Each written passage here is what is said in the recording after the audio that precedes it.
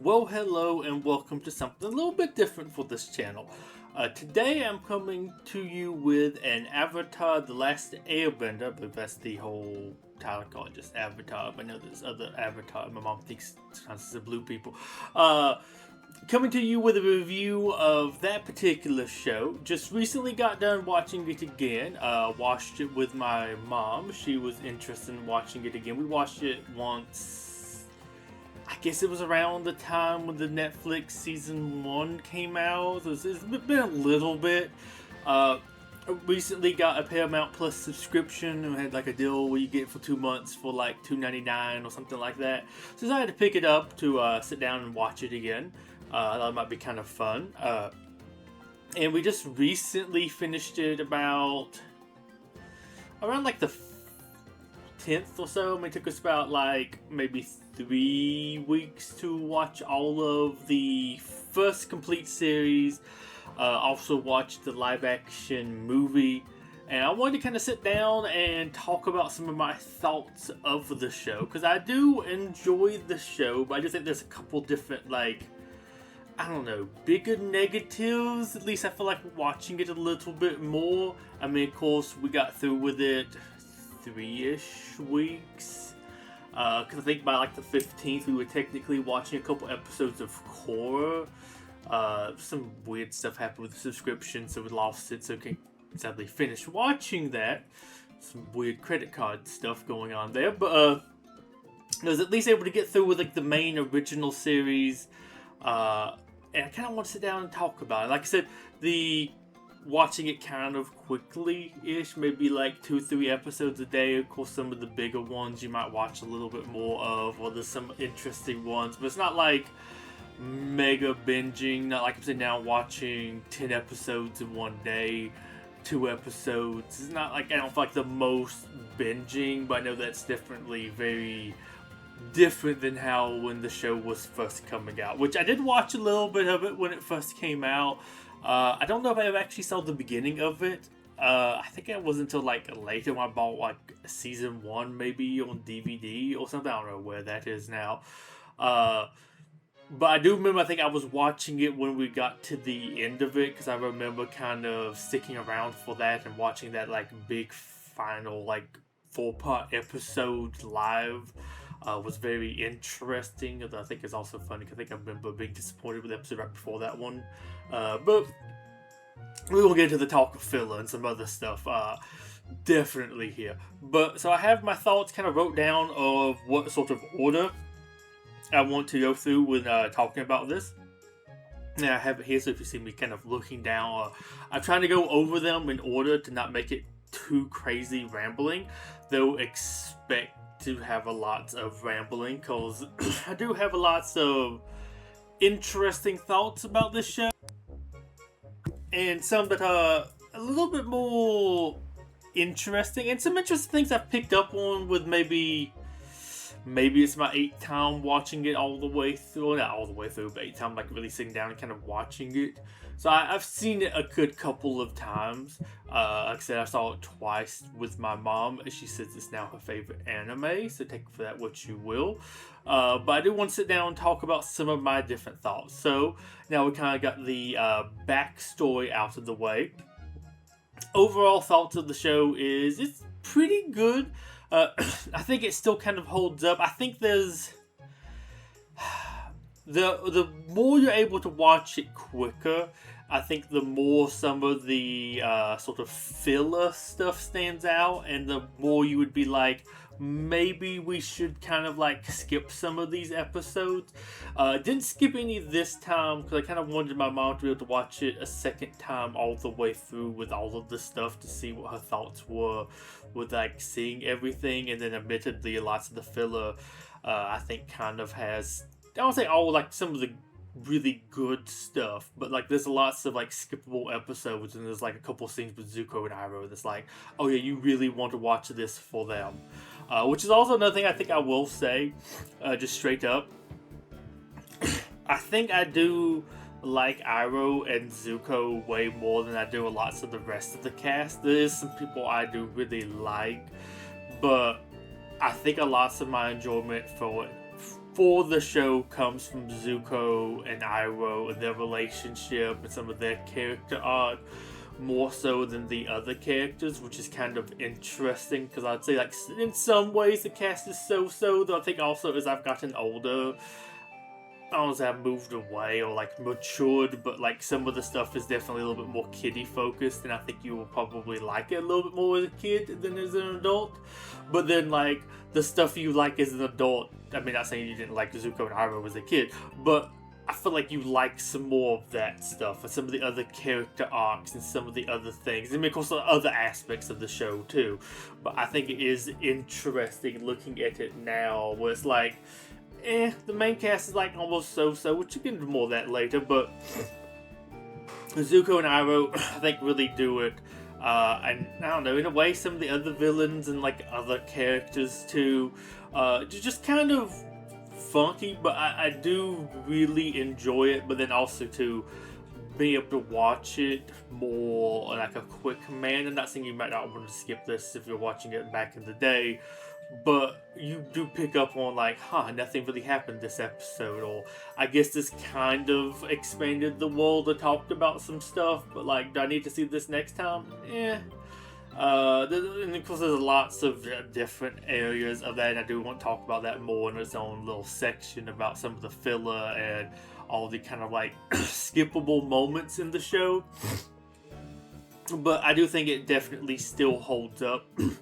It makes me really want to see what they would do. And I mean, I guess in a way, Core is a little bit like this, but what would they have made if this wasn't supposed to be a show that would air once a week for like a year, whatever? I think it's like 20 episodes most of the season, and not have it where each episode largely needs to be able to be shown on with reruns, and you not know like all the context of all the other things. It's not like it really builds upon lots of the stuff that came before. There are some episodes that are like very detached, or like, Zuko shows up again, tries to capture Aang again. I would be curious to see what they would made if they weren't doing that sort of format, because of course then that kind of limits some of the stuff. Because you have lots of things with like, maybe if they could make it more story based, I guess it might have been a little bit more interesting. Like I said, I think Core has a little bit of this, but of course I think like 12 to 14 episode long seasons there, so it's a little bit more condensed, and of course you have like the main threat solved in like one season in there. But maybe something like that where it's not made as much to be like shown on as reruns. I would really like to have seen, I think, something like that, because I think they could have maybe made something better. But then of course, like, if you're familiar with how they did shows back then, there's definitely a couple I won't say issues, but things was like, okay, I can see why they did this. I wish they could have done something a little bit different. Not the worst thing ever, but something I do think would be very interesting.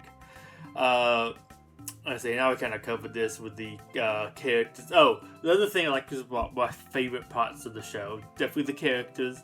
Except Iroh and Zuko are the standouts.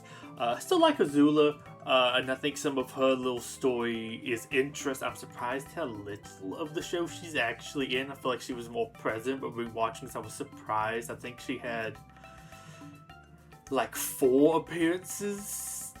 Sorry, I think 4 appearances fighting the gang in season 2, if I believe correctly, which is kind of interesting. You think she feels more present than that. And of course, I also like just lots of the other side characters. I think a lot of the voice acting was pretty good. There's a couple weird little standouts. We'll get to that a little bit more later, but like, they had fun, I feel like, with the voice acting here, and it's not like too crazy big celebrity cameo type stuff like, let's say, maybe Invincible, but it just feels like people who are good. And I think there are some that might be a little bit more celebrity. I want to say, like, you might have, not saying he's like the biggest one, but the I think I would say George Takei. I think he was like the prison warden on the like oil rig thing. or at least somebody that kind of sounds a little bit like him. But I think they had lots of fun with that, and I think it makes some of the characters very memorable. Just the world itself. I think it was neat as a kid. I kind of liked some of the steampunk stuff, and you sort of have it. I mean, of course, Core's a lot more with that, but you had some different aspects that were a little bit more steampunk and other like alternative sort of future. Of course, just a little bit there at the end with like the blimps and other things, but you went a little bit heavy into that. The boats themselves, them having tanks and a couple other things. There was a couple little things was like, okay, there's some interesting like tech stuff going on here, but also the kind of magical, mystical world. The different areas in the world, the animals. The animals were pretty good. I think it's a little comical, some of them, but there are some of them that like really stand out. I was like, okay, that one's pretty good. There's some they put a little bit more work into than combine Animal A with Animal B. There's a couple of them, like I have a whole section about that as well. There's a couple of them I really like, and also just the music. I don't know if I talked about this today. I forget if I put this as a whole section, but the music is just really good and kind of memorable. The fight songs are really good. The end credits song too is surprisingly really neat. I don't know if it entirely fits the show. It almost sounds more like tribal and almost like African or like South American with some of the drums, or like maybe Pacific Island or Caribbean island something, but it just kind of fits the show. It's a little bit tribal, which is weird because the rest of the show is a little bit more Asian mysticism, kung fu, sort of ancient times. But then also there's kind of this element of tribal stuff. I don't know. It's hard for me to really explain. I don't think I'm using like the correct terms, but I think the music there is really good. They did a really good job of making some tracks in there that were very memorable, went really well with the fights. Of course, the animation and I guess also sort of the fight choreography with it, because I think the animation did like the best in the fights, but they made lots of that stuff look and sound and feel really cool. Like when the fight really starts going and they really get like the drums going, like you really get into it, like this is gonna be a good fight. Like I think maybe my favorite, it's ironic, maybe not like the best fight, but the one with Jet and Aang, the music when it kicks up there is like, okay, this is, I won't say serious, but it's not very serious, but it is like, okay, the music really sells this. Like, Jet's trying to get him, but Aang's also, I guess, trying to get away to save somebody. He kind of doesn't want to fight him, and I guess fighting him would slow him down, so it would let Jet's mission kind of get done, so he's trying to get away, but I don't know, it's just really cool. But next up, let's see, I kind of went over to like the world itself. I think they made a very interesting thing, though.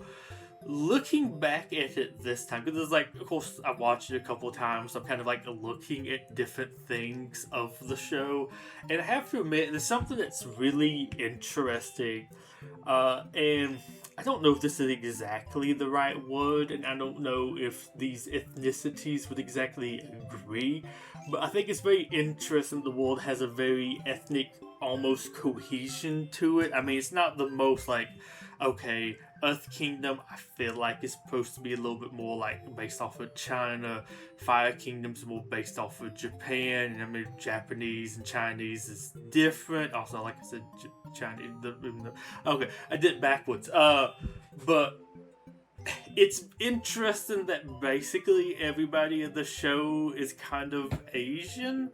I mean, I guess the outlier being the Water Tribe people who are almost look a little bit more Eskimo. I think there is like a tribe or something in Japan that's a little bit more kind of like that. I forget what they're called, but I remember first seeing it, and I think it was the Golden Kamui, whatever, like the girl looks like Canadian Indian type person. But then Canada, in Japan, whatever that's group is. So maybe there's also funny, they all have like blue eyes, but of course like water and like the fire people kind of have a little bit more reddish eyes. And so there's some other interesting quirks. They're like the biggest outlier, and I mean, I guess you almost can say the air nomads, but I think it's also because they're just very pasty and like bald, so you can't kind of tell them as much. And of course, they're all like dead, so but it's very not diverse, which is interesting. But it's also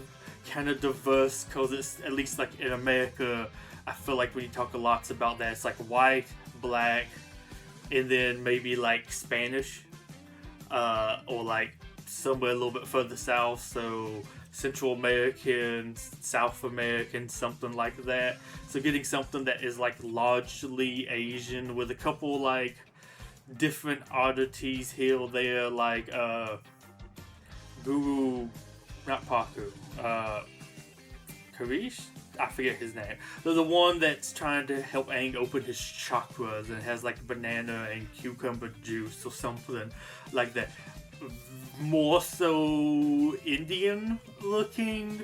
And there's like a couple weird people in like, I think more the engineer roles of the Fire Nation you'll see like occasionally that look a little bit dark. I mean, they look racially different than everybody else, but I don't know if it's like, oh, I'm working in like the engine room or something else. Always carry like a big hammer and have like some goggles on. It might just be them reusing somebody's design, but they stand out to me. They just look cool. It's weird. It's very like limited to sort of over there, and which I mean, I guess where you would get a lot of this kung fu sort of elements from, but like the whole world stuff, which I think is very interesting. Of course, I think some other people feel a little bit different, like the swamp benders, but then I guess they might look a little bit. I don't know. I think of them as being like Cajun or something. I don't know. They feel a little bit different, but you have a couple other interesting groups like that worked in. But for the most part, very cohesive, and then also weirdly so cohesive that, which feels very interesting looking back at this. Everybody's basically segregated by kingdom and bending. Like all the firebenders are in the Fire Nation, besides I guess the Sun Warriors, who somehow hidden out. I have a little bit of confusion. They just got kind of introduced. It would have been a little bit interesting to talk a little bit more about these almost like Aztec, Incan looking people that look a lot more native than everybody else, but have this advanced civilization, and they're just in hiding, but people know about the ruins, so where are they hiding it? I don't know. They're interesting. Earthbenders are the Earth Kingdom. I mean, I guess the only outlier, which I guess is still within the Earth Kingdom, are the like Sandbender people, who look a little bit different at first, but then like when you actually see them at like the end of their like little bit, they look more similar to everybody else. Then although also they still really look a little bit more like airbenders with hitting the stuff in the cell, but I guess they're using the sand but in a very airbendery looking way. I don't know, funky. But you have them basically all there. Waterbenders, besides like the few people living in the swamp, which almost would be neat to have a couple more things like that come up, though I also think it's funny they have a whole civilization off in the swamp by themselves. That you have them living at the South Pole, North Pole, so they're all very separated here. Like you don't have them living on different islands or anywhere else near rivers or anything. No like waterbenders in the Earth Kingdom. They're all in like the Water Tribe. And then the airbenders apparently were all air nomads that lived at, I think, 4 different temples, which I think maybe was sort of in the Earth Kingdom. Thinking back to it, I'm curious how exactly the Fire Nation got to them and killed them all, because it seemed like they want like their own country that just had these different places within. Like I said, I think of the Earth Kingdom, but I guess they all got to them, but they all lived there. Everybody wanted to be a nomad, but then also they're not nomadic because they have like 4 set locations that they live at. They're not. You would think the air nomads are like wandering around, but there's also none of them left over. Though it might be good they didn't like, hey, they missed a couple people that I almost feel like maybe they should. But then you wind up with like Star Wars where every single Jedi imaginable apparently solved the purge, or there's like 50 of them now that they didn't get in Order 66, and it's kind of crazy that like it was quite it first, like, oh, a couple of them survived, or this Padawan was too young out there and they kind of escaped or something, but it's like, no, everybody did. But I think that's very interesting looking at it, to think like, really everybody lived here. There's none of these that are somewhere else or working with some other people or anything like that. It's all, no, they are 100% in these few locations. Which is also funny that some of these are counted as like nations, although one of the big oddities, I think I have this more later, but I just want to mention it here, is at the beginning of the show, Southern Water Tribe, which I guess tribe meant should be different villages, and maybe that's what it's supposed to be. And I think in Core they have it where there's like different little villages, so maybe that's what it was always supposed to be like. But they almost made it feel like that's all that's down there is that little village, and it maybe has like 20, 30 people. I think you have like 3 old people, 3 mothers, and there's like maybe 4 other people. I can't tell if they're old or young. Lots of children, but also lots of children about the same age. Like when the husbands left, they deposited something before they left, so there's some children.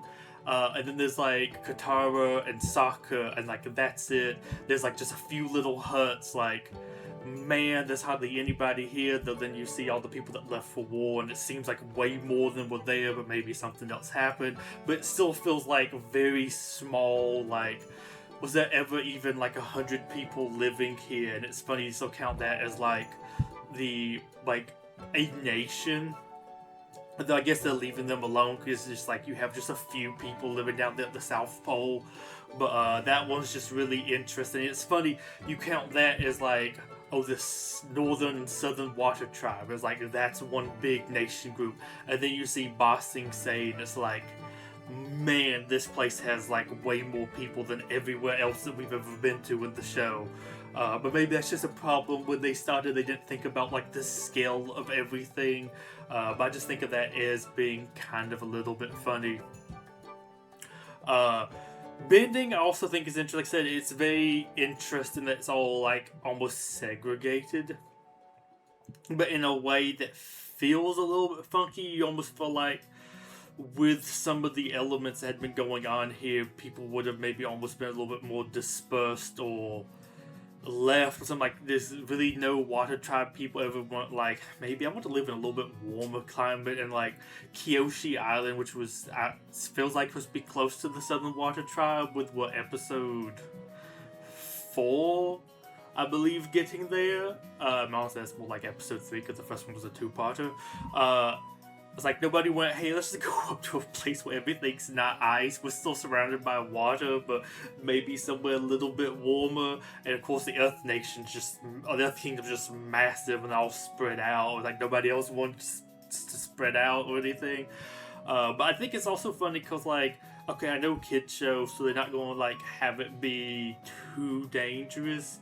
Though I think it is funny when you watch some of the live action stuff, because I think they have a problem with actually showing off the bending. Cause some of the things you can hit people with in an animated setting, you hit them with that in like a real world setting, and it's like that person's dead. Which is one that I think is really funny, with like the joke of them doing all of that in the M. Night Shyamalan movie, The Earthbenders, and throwing this little bitty rock. But I'm like, gosh, throwing that really fast at somebody should probably kill them too. And it's just like looking at them and going, gosh, which one of these is like would almost be the scariest? I don't know. It is weird because, like, okay, they do that and they can call where they suck the air out of somebody's mouth and kill them. But I feel like there's lots of stuff you could do with wind, and you blow people around and hit them and other things. Feels very like effective for getting people. Fire, I mean, of course, deadly, but I feel like it takes a little while to like burn. I mean, I guess it depends what kind of temperature the fire's at, but like flamethrowers and stuff, like put accelerant on you. That's what keeps you burning.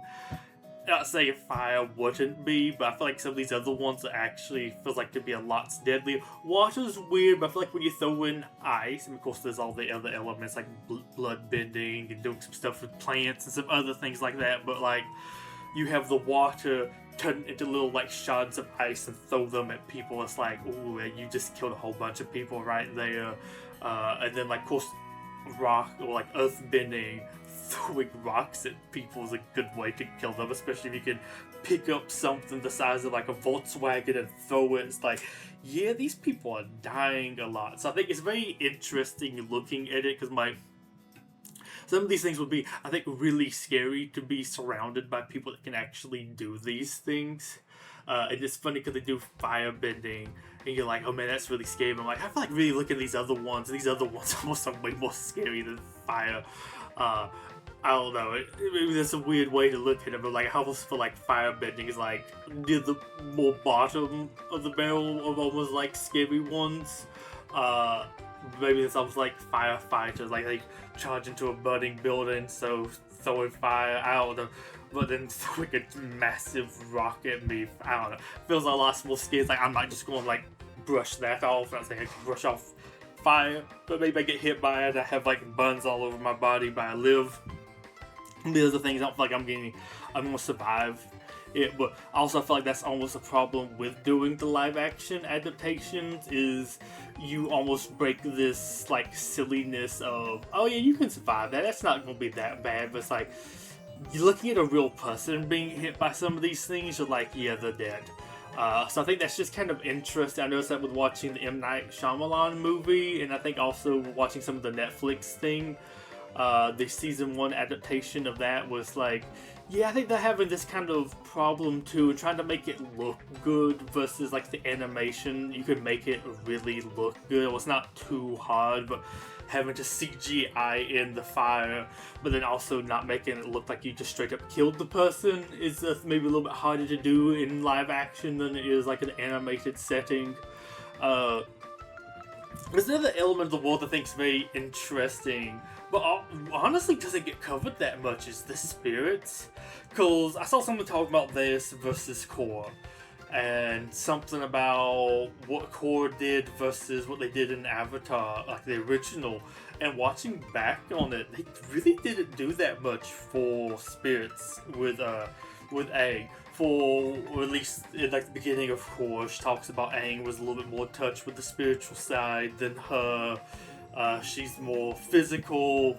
He was more spiritual, which I mean, probably air nomad monks. It kind of makes some sense, but you watch it, kind of isn't. They do like 4, 5 things with spirits throughout the course of the show, and it's really not touched upon that much, which I think is really interesting. That I think most of the spirit lore, I guess, really comes from Core. Core did like a lot of backstory with some of the elements of that, but it just really felt like that was more of an element of the world. When I was writing it down, I was like, okay, what's some of the things I like about the world? And like, that has some interesting things there, but then thinking about it, I was like, gosh, there's really not that much. Because what, Hagar, the panda bear, black and white spirit that's like kidnapping people because the forest burnt down. Okay, has to go in there to find out what's going on to get the people released. And I think he meets the face stealers later. I think he meets like Roku's dragon while he's in there. Then, I mean, of course, they kind of bring up him talking to his past lives a little bit more like that, but then as it goes on, he can do it more at will, sort of, so it's not as big of a deal, but feels like a little bit more of a bigger deal, because, like, you only can talk to me if you come on the winter solstice and all of this kind of stuff, and later just like, you can talk to me kind of like whenever, sort of. But so you have that one, trying to track down like the moon and water spirits at the North Pole, even though it kind of, this feels very obvious, it's the fish there, has to go talk to the face stealer, and you run into a couple other little creatures while there, but that's kind of it. And then what, you meet the spirit bird owl library thing. You run into them, which are in the human world, but then go back into the spirit world. The painted lady thanks Katara for taking her place to help that one village.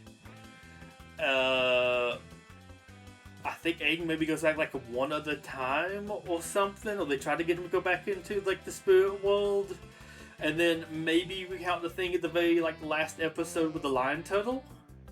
Like, I feel like that's almost kind of it. You really would think they dealt more with that. And also, they kind of talked a little bit more about it with Iroh. With Iroh can kind of see spirits. I thought they maybe mentioned that he'd been to the spirit world and his connection with the dragons and some other stuff. But it's not really talked about. I was kind of hoping to see a little bit more of that. But I guess most of my knowledge of that comes from Korra, really, which is interesting, because if you would think there was one that's going to do a little bit more about the spirits, you would think it would be this one, especially the way you hear them talk about in Korra. It's like, yeah, Aang did lots of stuff with the spirits. Yeah, I remember that. And I'm watching it again like, what do I remember? Because he didn't really barely do much. I guess I filled in a whole bunch of blanks here. But some of those things are interesting. Some kind of creepy, interesting designs. Some interesting stuff going on there in the spirit world. And just generally pretty neat. This is a little bit of a funky one, because like there's not really too much for it here, but some of the stuff they do have is honestly really neat. Next up we have, okay, now finally the animals. As I mentioned earlier, I think it was a little bit of like a joke. I remember like watching it through the first time with my mom, like, oh, what kind of animals are there going to be? And almost trying to play like, okay, what's the two animals? And I remember even doing that a little bit more this time. Like, okay, we have a new creature on here. What's those? And we did that a little bit with Korra too. But man, of course, then they have a little bit of fun with it. Of course, lots of things feels very okay. We took two things and combined them, and of course, it's just like maybe a little background animal, something you see right quick. So it's not like that big of a deal. There's a couple other things that are more fanciful, or they put a little bit more design into it. And I think it's a little bit weird. The show, I think, starts off making the world feel more unique with its creature designs, like Appa, the flying sky bison with 6 legs. It's like, okay, he's very unique. You get these weird penguins, and I don't know, they have something else going on with the face. I don't know if it's supposed to be almost a little bit ottery or something, but they have like 2 sets of flippers, which is interesting, like almost like Appa, like we have a lot of stuff with 6 legs. They don't really do too much more with that. And Momo's the flying lemur monkey, I forget what it exactly is, but okay, he's a little bit more unique. But then you get into a lot of, we combine 2 creatures into one. And some of them do a lot cooler than others, which I guess I'm getting to that in a little bit more in a second. Then you have like the really sort of unique ones, like the Shushu, which is funny because I think you only get like one of those. I feel like it'd be a very neat creature to have more of, and that's what June's blind badger thing that has a tongue that paralyzes people. You have the canyon crawlers, which are some type of bug, but also look like they're a mammal, but they have like 4 bug legs. Those are interesting. And there's like a couple other little ones that are a lot more unique. Oh, and I guess as unique, but you have like the badger moles, but they're like gigantic. It's kind of crazy how big those things are. It's like the first bender, the earth. I don't know if we actually get to find out who like the water bender spirit animal sort of thing is, and of course fire is the dragons, which I mean is cool, but I was neat to have something a little bit more unique with that, since we had like other creatures for the other 2. But there are a lot that I really liked. I think my favorite creatures that we got to see, you had the swamp bender people it looked like a catfish mixed with a crocodile. I think that one was really cool.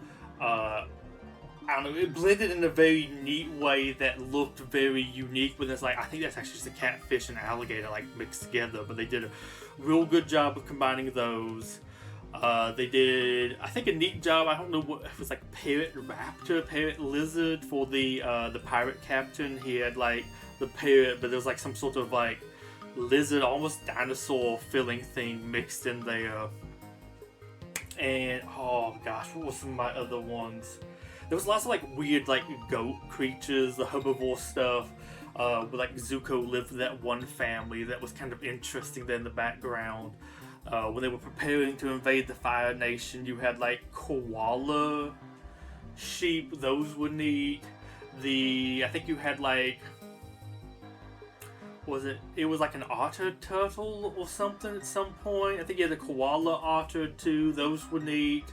I like the little duck turtles they had at the fire capital that Zuko and his mom was feeding. There's like a couple other ones, but there's the Rabaroo I think was a really neat one too. I like that one. And there's like a really weird, almost like hippo cow thing. I think they had a couple times in the Fire Nation where like Sokka mentioned even the meat in the Fire Nation eats meat or something. That was kind of interesting, because I think later you had like Azula show up in a dream riding on a flying one of those that breathed fire or something kind of crazy. But like that's like a crazy creature. I'm like, well, I think that's actually a creature we saw before. It just didn't have wings. And of course they were the Anagi, the giant like sea serpent thing that blew water. Like I said, really cool creature designs. And I think like Lost have kind of made fun of them for like, it's always this mixed with this, and they made of course a joke about that where they met the Earth King where his has a pet bear and it's just a bear, it's not mixed with anything else, which also like the platypus bear, and they kept showing up and like being scared and laying an egg I think 3 different times, which I'm surprised that happened like a lot in the show. But very weird. But that was big. Oh, and one of my other favorite ones that just shows up for like very briefly is when Azula and her people are chasing Aang in like the little ground train thing. We just never saw that thing again. They had these like chameleon gecko things that they were riding, which were, I don't know, really neat, but it was also funny because it felt like a little bit more of a feminized lizard of like the rhino, I guess, beetle lizard the other people were riding, because I'm like rhino lizards, but I think they're supposed to be like the rhinoceros beetle kind of mixed in the way the horns and head shape was. But it was like a more female version of that, or a little bit more less manly, but still looked really cool. And then you had them do like the Jesus lizard running on water. I don't know. You had those show up very briefly, thought those looked really cool, and then just never showed up again. Was a shame. And then of course like the very last episode you had like the giant eel hound, which is the fastest creature on both land and water. They use one time to travel to fight the blimps, and I don't think ever shows up again, which feels like you'd want to be breeding more of those.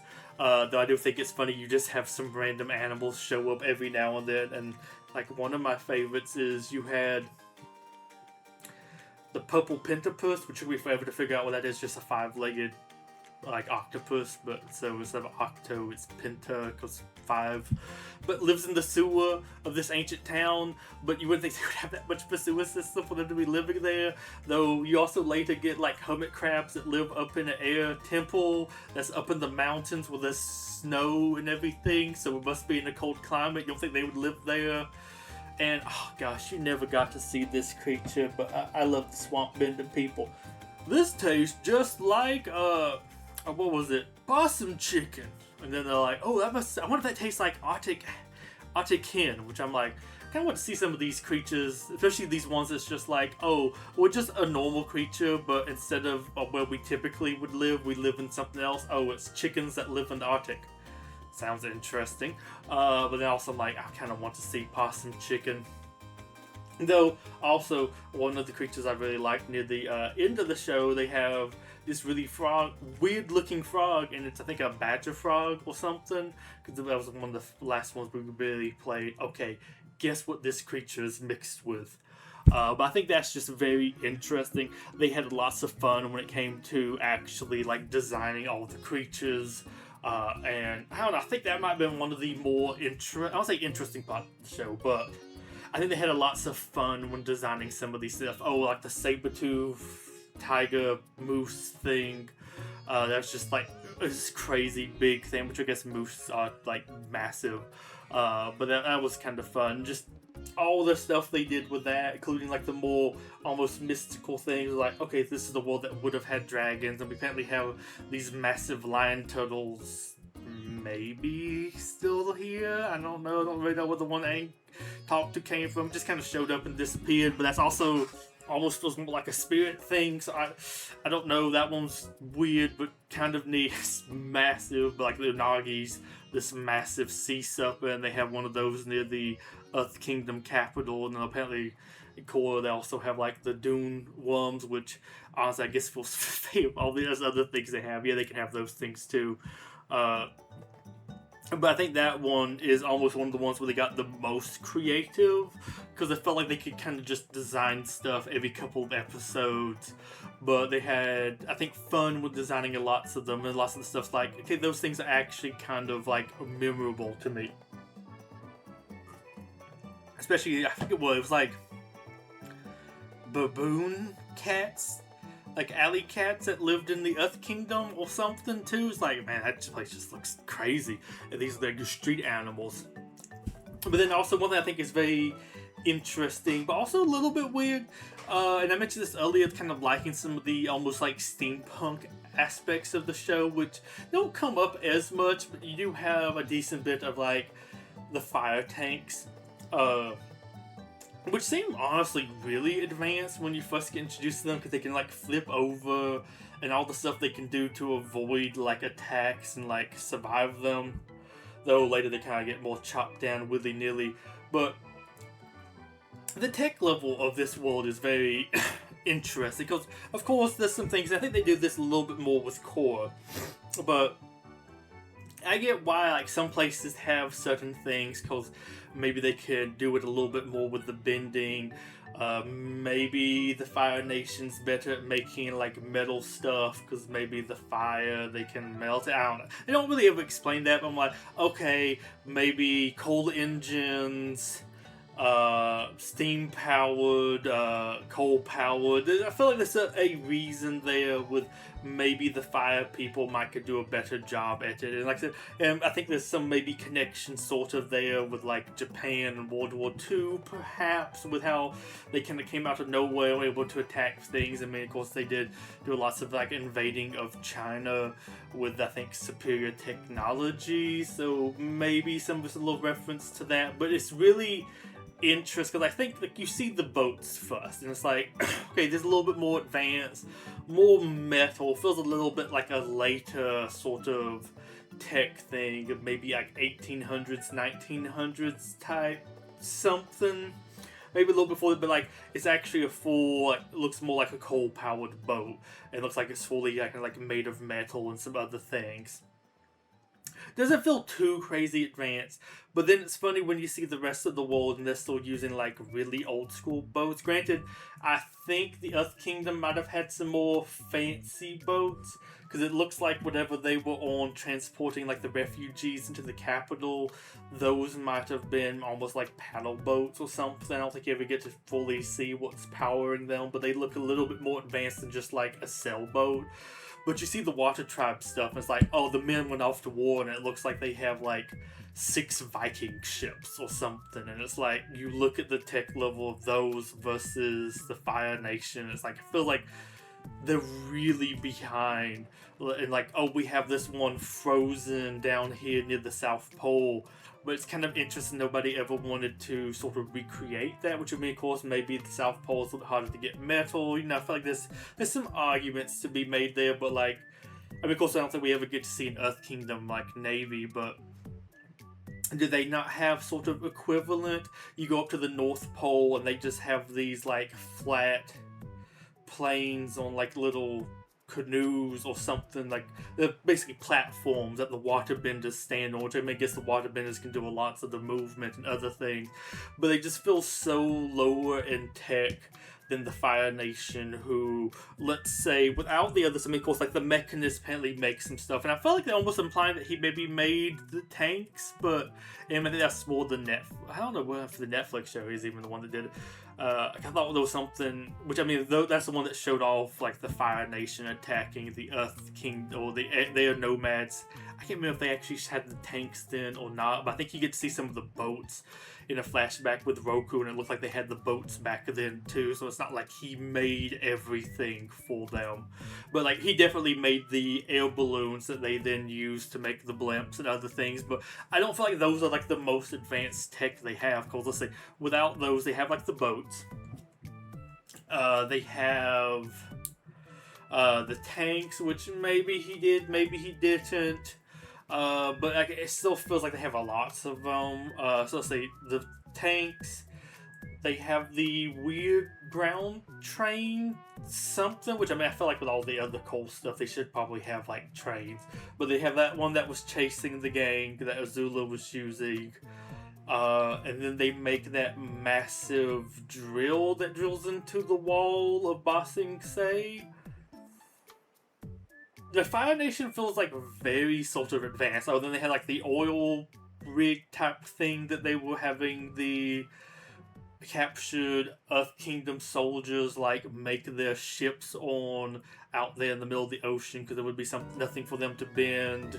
Like the boiling point prison, they have like all these things that feel somewhat technologically advanced, though then admittedly you have some other things that are, I don't know if I want to say exactly technologically advanced, but you have the mail delivery system in Omashu with like sliding the stuff down the slides, which I mean, it's not the most advanced, but then they moved it back up with the earth bending, so that's a little bit more of a bending thing. But you have that, so it's like already some like element of vehicle-ish stuff. And then the Earth Kingdom or Earth Capital, they have basically a train that they have like the Earth Kingdom people on pushing for it to move forward. So you have like trains with that, but that's like more bending powered. But it's interesting looking at it, because it's very kind of technologically advanced. And then of course the invasion of the Earth, or the Fire Kingdom capital, you have submarines, which of course is just kind of a closed-in thing, the moving with water benders that has to come up for air. So it's nothing too crazy. They do have torpedoes, but then they shoot that with bending too. You have, of course, you have like harpoons and other like grappling things, but that's maybe not the most advanced, kind of ballista with a chain on it. In the invasion, they also have the weird like millipede tanks that climb up on top of like guard houses and crush them. No idea how those work, never explained that. And then you just straight up have vehicles, which I mean, I guess you already have tanks and other stuff, but you have these little like trucks with beds that have stuff on them. One of my favorite parts about that was this one that just had like bombs in the back. Imagine being the guy gets to drive the bomb thing. What if somebody would have hit that and just blowed you up? Some of the other ones were like, okay, this has water for the water benders, and I think earth for the earth benders, or something along those lines. But it's kind of interesting looking at that one, because I remember some stuff being like, oh, core is too advanced, but I'm like, gosh, you look at this, like, there's lots of crazy amount of tech, but to the point where it's like, I feel like some of this stuff should be more widespread. It's not like, Germany in World War II being more technologically advanced than the United States, and like, what was it, the Tiger tank, Panzer tank, or whatever, being better than our tank. It's like, oh, they have tanks and we're riding the ostrich horse thing, which I've got to mention. There's the Earth Kingdom is using as a thing. What, this could run up walls, so it's actually kind of impressive. But you actually have like a straight up tank thing, so it feels like a weird tech level. Like, you look at what the Water Tribe men of the Southern Tribe leave to go fight in versus the boats that they're fighting against, and it's like, I don't feel like we're equally matched. This is like being a whole age behind civilization sort of like feeling here. And it's interesting because some of this stuff feels like it's tech that they've had for a while, so it feels like somebody else could have like captured this or done something with it. It shouldn't just be like the first time it's like appeared. But I don't know, it's very interesting to me that that's what it kind of acts like. I don't know. I'd almost be curious to see a little bit more what the world was like around Aang's time or Roku's time. Like, I think we get to see some like Fire Nation ships that still look about that advanced, but it's just something I think is interesting. But I think it's also one thing I remembered really liking as a kid about the show was seeing some of these like slightly more advanced tech stuff, so I think that's why I kind of like Core as much as I did when I watched it, because I kind of like that element about the show. It's a very interesting thing. Of course, Core brings it to a whole nother element, but then all the advances you see in like Avatar, it kind of feels like they should in about like 80, 100 years, whatever, with all the crazy amount of tech that they have. But now, so we're kind of done talking about the world, we'll talk about the characters. First up is Aang. I still like Aang because I feel like I'm treating Aang a little too harshly in this review. I was like thinking over what to say about him, and it wasn't like too many good things, but he's not bad. But I think almost watching it again, he feels a little bit bland. Like, okay, he likes to have fun, okay, and he wants to see like good things happen. And he's kind of like playful and jokey, but I feel like he doesn't have as much character. Like, there's some things about him that are like bigger, almost character things that I feel like don't really get talked about as much. And I think it's kind of weird when they kind of get brought up at the very end of the show, which feels like comes out to left field. And I think it would have been nice to have talked about them more throughout the rest of the show.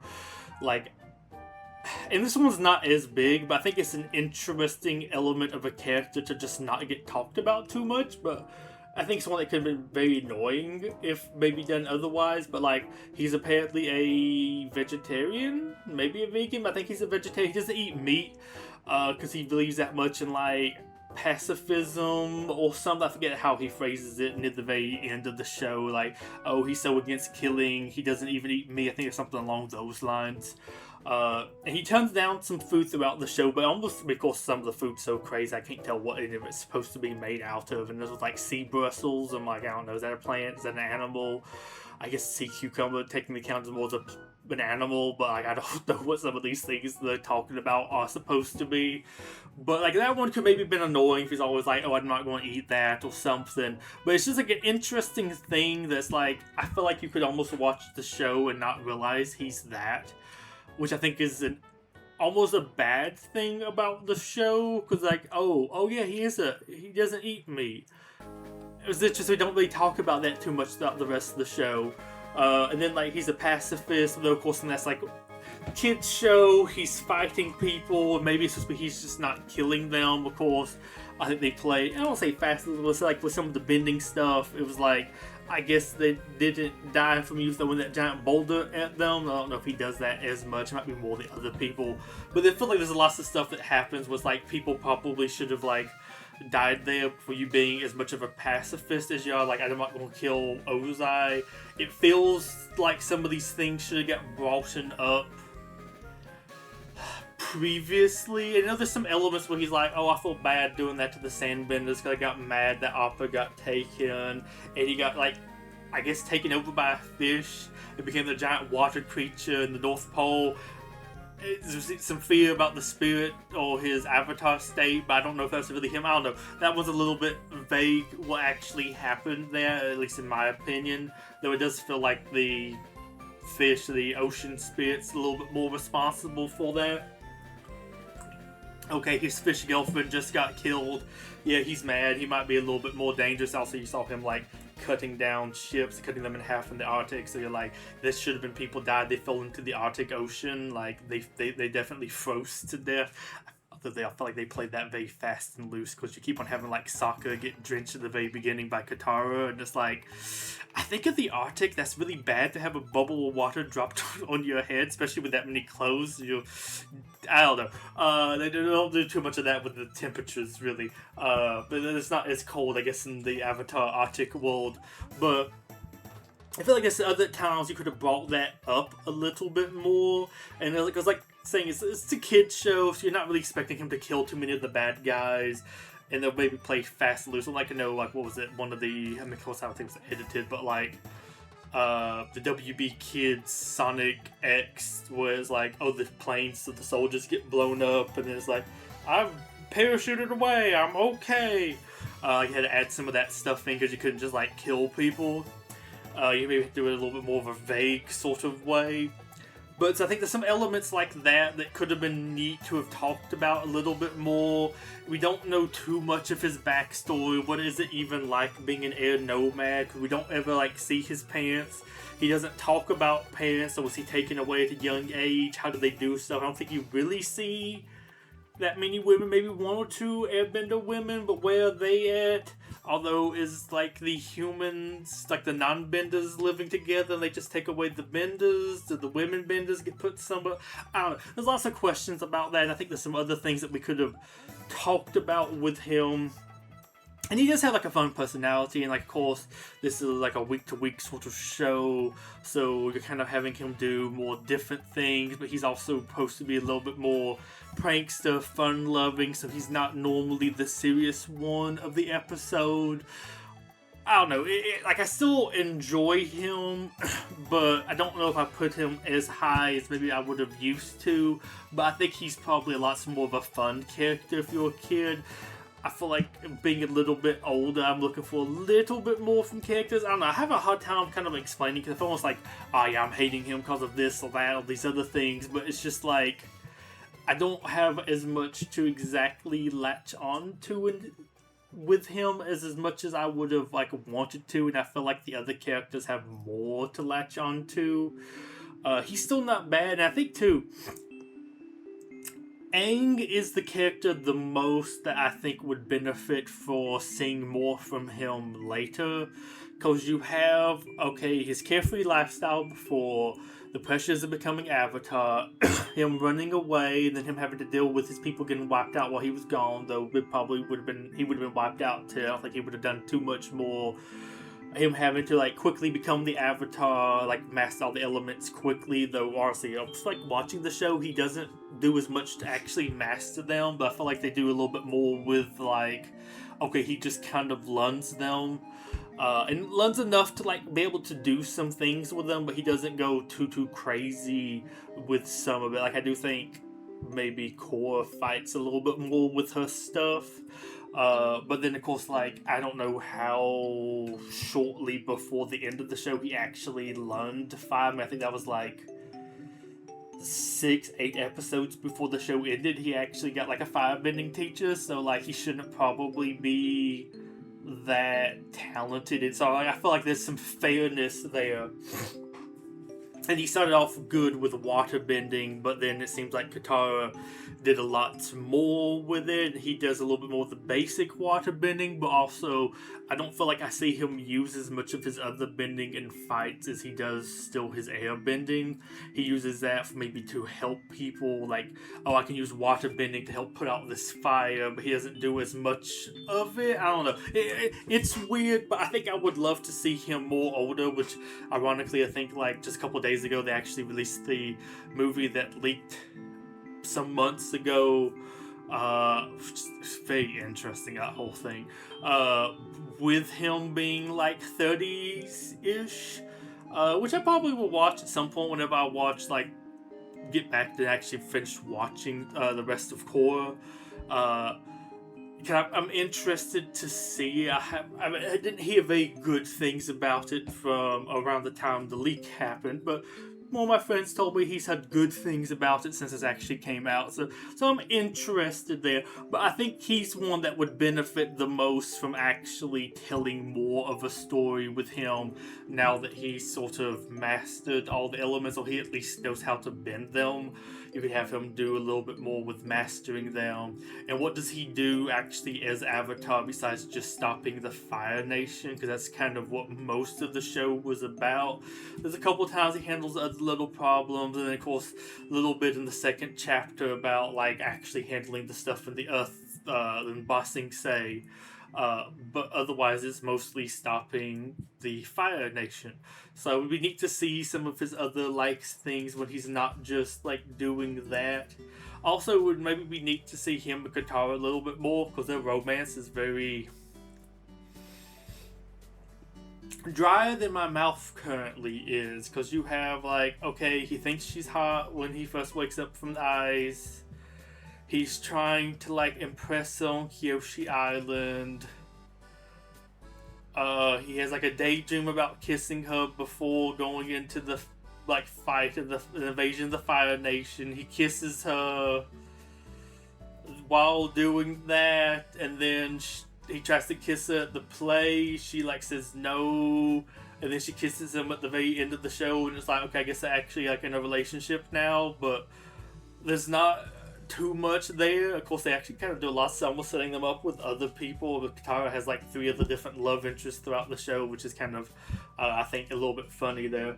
And then oddly kind of has some, although some other people just kind of interest him. But then also I like that with like the fortune teller chick being like, hey, you should probably be good with her. I mean, being the Avatar doesn't hurt that much. I mean, that should probably help you. I think of Roku. Maybe it was Roku. I don't. Yeah, there was some. I mean, of course, I think the fortune teller said something like that. But then Roku, when he was talking about the woman didn't pay him any like mind, and then like, oh, you got married later. Like, you know, being the Avatar helps, but the most powerful bender in the world helps you get women.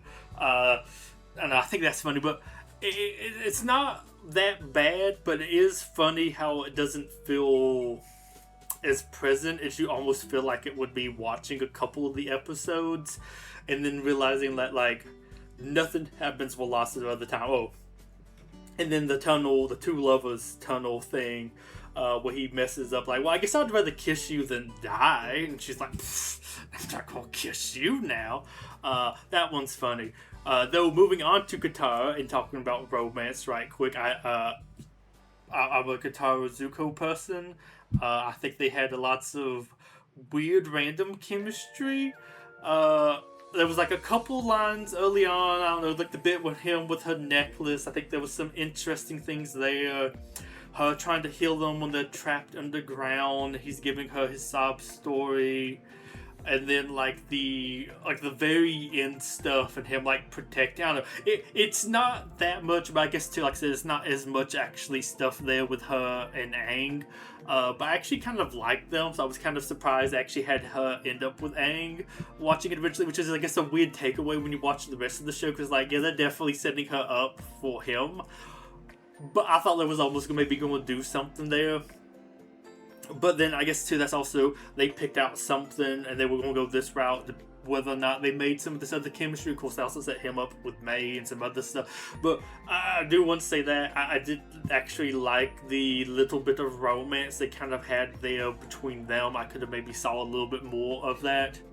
But Katara, I like her, and I think I'd liked her a decent bit more so when I was younger.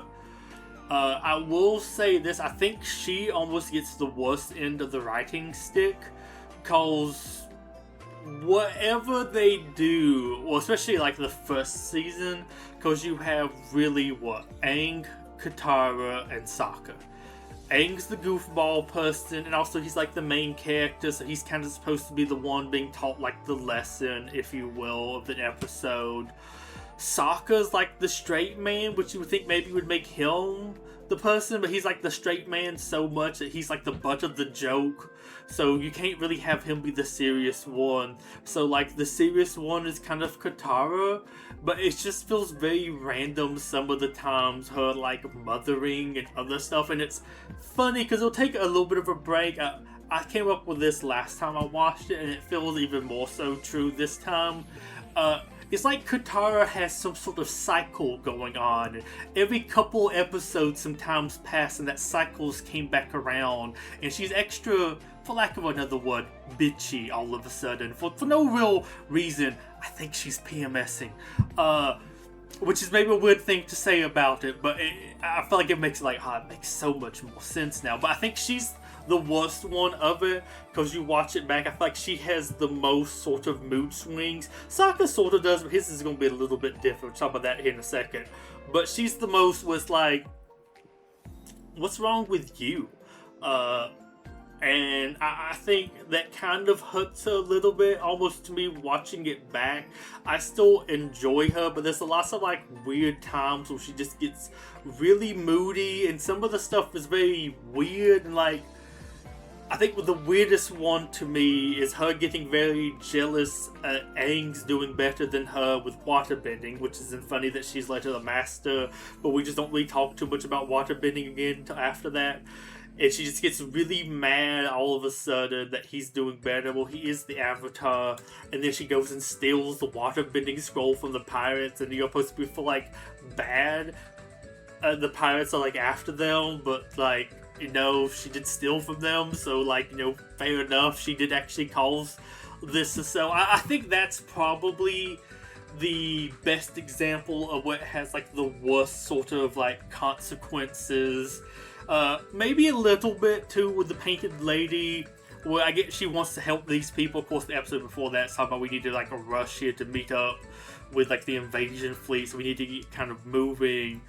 But her getting mad at Sokka and Aang kind of wanted to move on, but like the people still need help. But like, well, we're going to like liberate them from the Fire Nation, so that will help them. It will shut down the factory because the war will be over. And there's like lots of logic, especially if you do have a time frame, like you need to get here to a certain point to actually do this that will benefit them more than just helping their temporary needs. And like, okay, we're going to maybe help feed them or heal them. What's going to happen after we move on? Like, I think there's lots of neat elements there. And I think, I mean, of course, she's still doing good, but I think that's a more interesting one because you look at that and go like, the other people were supposed to feel like, oh, they're being kind of heartless right now. Their argument is really good that you going and overthrowing Ozai would help them more than doing these little temporary things are. And there's like some other ones throughout the show, like her fighting with Toph, but then also I think I like Toph a lot more than her, so maybe that's why I take more of Toph's side. But her, like, you'd be doing all of this other kind of stuff. I don't know. I think she's the worst when it comes to that sort of element of the show.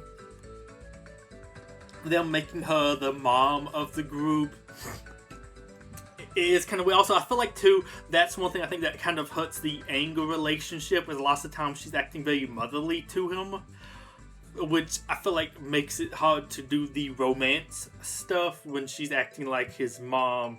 And then too, sometimes later acting as his like waterbending master teacher.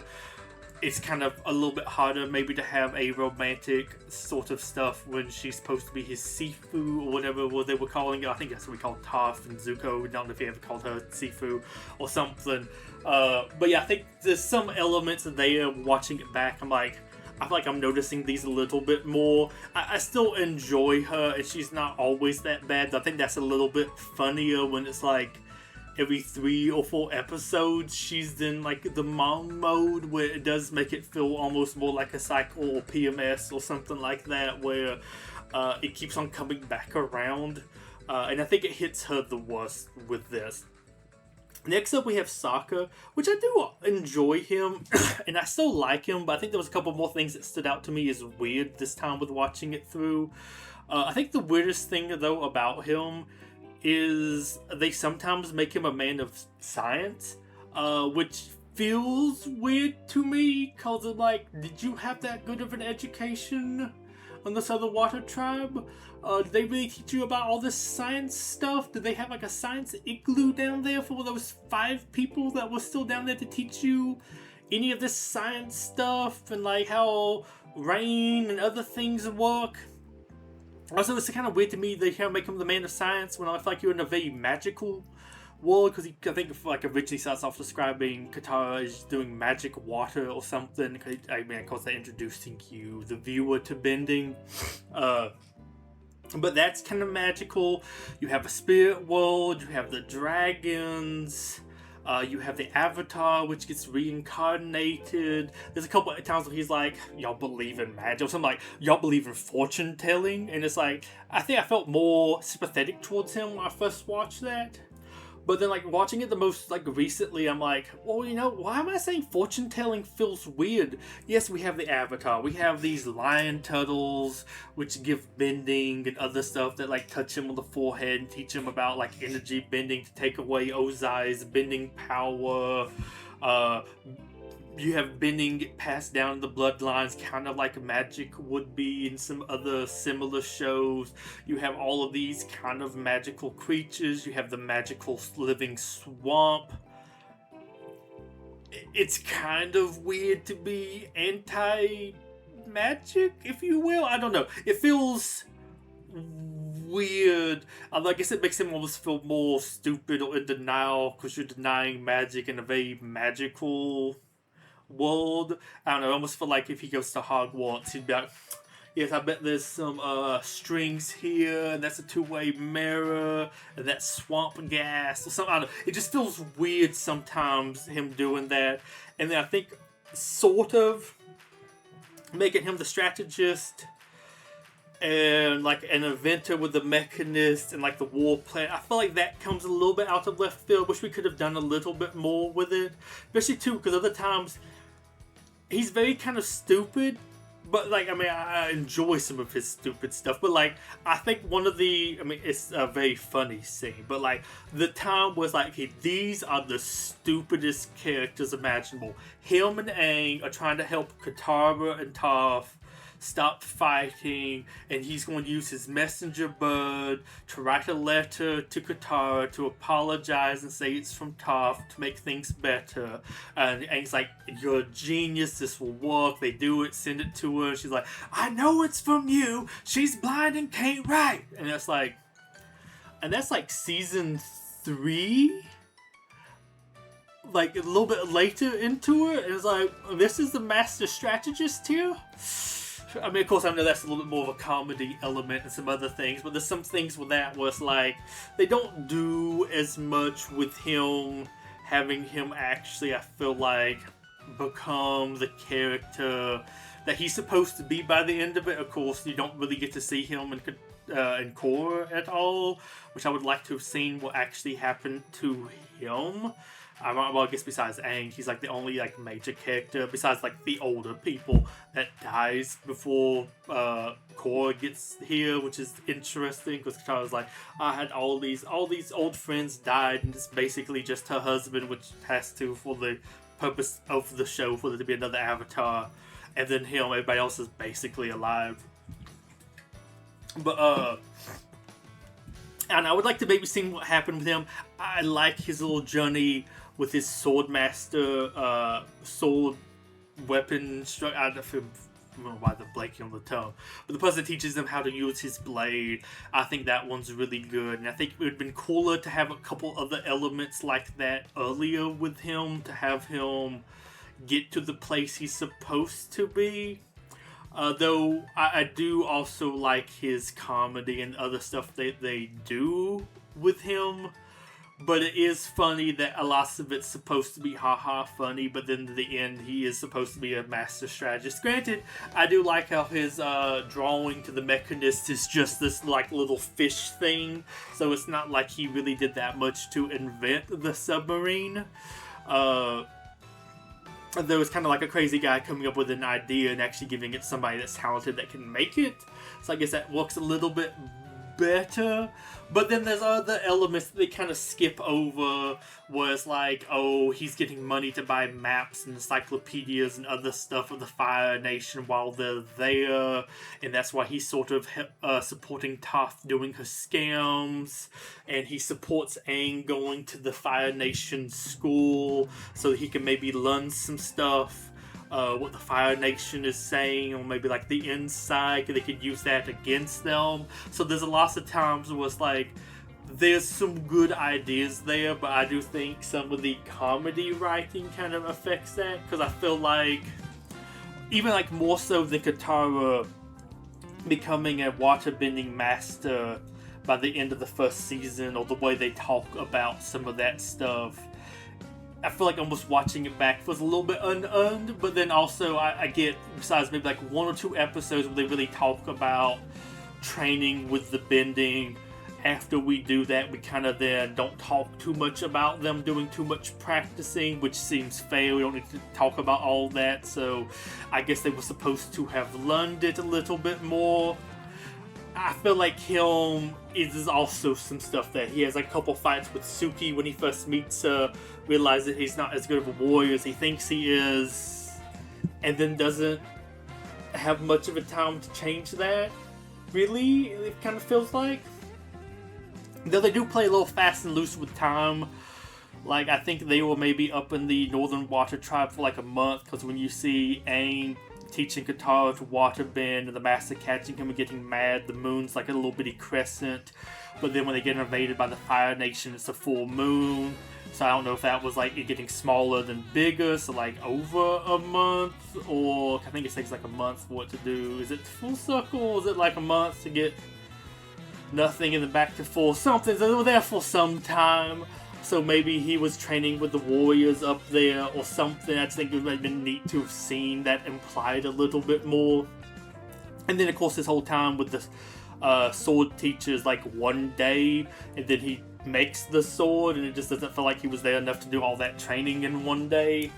So there's a couple like weird things there with time, and of course, like I said, I don't know if we need to see all of that, but I kind of wish they would talk a little bit more about that for him to get to the place he is at like the end of the show. Next up is Toph. What's there to really say besides this? That she's awesome. Best disabled character in a show, perhaps, maybe. Kind of weird to say that, but I think probably is. I think they incorporate it the best sort of way. I mean, she's still weak. There's lots of stuff she can't do because she's blind. Like, I like one of the very early things. I think they're like toss her down her bag or is the belt or something, and they hit her in the head and like knock her out because she can't see to grab it. I like how you do some stuff with that. They do lots of blind jokes with her, which is probably politically incorrect nowadays. But I find them funny as somebody who's like on the way to being. I'm legally blind. I'm at that 200 vision range. But that's pigmentosis, so I'm probably gonna go blind at some point. It's a degenerative eye disease. So I feel like I don't say I can relate to her, but it's not like haha disabled person. It's almost haha I get some of those jokes. I feel that. And then, of course, they have her make some of the jokes, which I think is kind of funny. Like, ooh, I see it, it's there. That's what it's going to be like when one of y'all's going to see it. But I think she's fun. I like the, like, tomboyishness and her just want to be in the mud. And I guess get out from the fancy stuff that she was at beforehand. Because I think it's very easy to forget how much of, like, a preppy lady she was ahead of time. I think it's a neat callback to have that within Ba Sing Se, that she can get them into the fancy party. Because she just got them into the city anyway because of her name. She could help like Katara get dolled up. There's like some neat elements there. And I wish we had more of a resolution with her and her family. That would have been, I think, kind of neat. But I think she's just really fun. To me, she's not annoying. I see lots of stuff talk about her when it comes to like empowered female characters. And stuff was like, oh, well, she should be what y'all hate if you just like a Mary Sue or whatever. But I feel like there's lots of drawbacks with her. And I think they did a good job setting her up. Like you want somebody who waits and listens when it comes to an earthbending teacher. And she definitely does that. And I think it's neat the way it's like I kind of see with my feet, which is one of those like almost kind of making her stronger than somebody who just has vision. But I kind of like that was like I have to do that. So I became better at it. And then kind of passing that on to Aang. Of course, it doesn't seem like she do it as much as she does. But I like how they bring that up into her kind of solving problems and doing like the metal bending because of how she does stuff differently than others do. I like that. I like how she's different than you would think sort of her character would be. I don't know. She is probably my favorite, I guess, hero character, if you will, of like the gang or the original-ish, or I guess Gen 2 version of the gang. She's really fun. I feel like she deserves her strength. The stuff they built up before her makes sense why she's strong. And then I like how she's strong too, because I like to go to the Earth Kingdom fight pits and fight people. It's like, okay, so she likes to go to underground fight rings and fight people, so she's good at fighting because that's what she likes to do. And it's like, okay, that kind of makes sense. I think that's kind of granted. I also like the idea that her parents are kind of overprotective and supposed to be watching her, and they just let her keep disappearing to the fight pits. Nobody knows where she is for like 5 hours or something to do all those fights. But I don't know. I like her. Definitely one of my favorites. At least my favorite of the ones we've talked about so far. But next up, which I guess honestly, I don't know, would I rate this one as more than tough? Hard to say. I think by himself, no. But he's definitely up there. Zuko. And I say that because I think I like Iroh actually more, and I like his interactions with Iroh. But if you didn't have Iroh, I don't know if I would like Zuko as much, but I think if we didn't have Zuko, I'd still like Iroh more so, if that makes any kind of sense there. Zuko has, I think, a pretty neat journey. I like the way they do him. I like all the times we kind of see him and how his story changes. It was funny watching this with my mom for the first time. She was kind of like, why are we spending all this time with these people? And I'm like, oh, just wait. And I think she asked me something about it, like, he is kind of one of my more favorite characters. And it's just like, really? I mean, because that's like 8 episodes into maybe the first show or something like that. I think it's where you can get the backstory on them and everything. It is kind of funny doing that, but I think that's also why it's fun watching it again, because like, oh, I now actually like these characters. I enjoy spending time with them, because when you maybe first start, it's like, I could see less Zuko, maybe back to the original, like the main characters, but he's a really neat one. I love his journey. I don't know, it almost makes me cry, because I think it's a little bit more of some of that stuff is with Iroh, but he has a very interesting journey, and I like how they don't exactly sugarcoat it. Like in season 2, he is still doing bad things. He's stealing stuff from people. That one family's really nice from them, and he steals the horse, ostrich, bird, whatever. I just call it a horse. He steals the horse from them. He gets up his blue spirit and robs people. Ironically, there are people that would normally be the enemy, and maybe last season he would be like helping to invade and all this stuff, so it's not maybe like the most. This is like him necessarily cutting innocent people to him, but I like the journey. And like, I saw something talking about, I think the Netflix one, when he's off on his own, how he sees food, but then he sees it belongs to a pregnant woman, so he like leaves it be. Apparently on the Netflix one, they have him steal it, which is just interesting how much worse we are getting in writing. I mean, because you are like, he's already stolen, like the bird he's riding, he stole from somebody, but like, I like it. You can't even do it where he has limits. He kind of wants to be good, but he still wants to be Fire Nation. It's really neat, and I like how there's almost an element. They kind of almost make him like the prodigal son. I was thinking about that watching it again, and it's interesting. Like when he comes back after he was supposed to have, according to his sister, killed the Avatar and all of this. After he betrayed his uncle, he gets welcomed back. And his dad does actually kind of welcome him, but his dad does not go out to meet him. He has to wait to be able to see his father again, which does welcome him back. And we saw, like, all the struggle about the things he's always wanted. But, man, almost makes me tear up just talking about it again. But the actual, like, prodigal son story is him and his uncle. And then, like, him waiting for his uncle to wake back up near the end of the show. And then, like, his uncle, I mean, of course, like, he's, like, shocked to see him. And he almost, like, tries to put on a face. And he can't even... He can't even finish letting him apologize before going and hugging him. I don't know, that one's... I don't know, it gets to me. I can't really explain why, but it's just, I think it's just that, like, well made. And him like, oh, I thought you hated me, like you couldn't look at me. And it was just like, oh, I wasn't mad at you. I forget, like, was it I was sad for you or something? Like, I couldn't look at you because what you had become. And it's just like, oh my gosh, this is. And this is also just like a story between like a nephew and an uncle. It's not like a father, son, or anything else like that. It's just like the two of them, and they did it so well.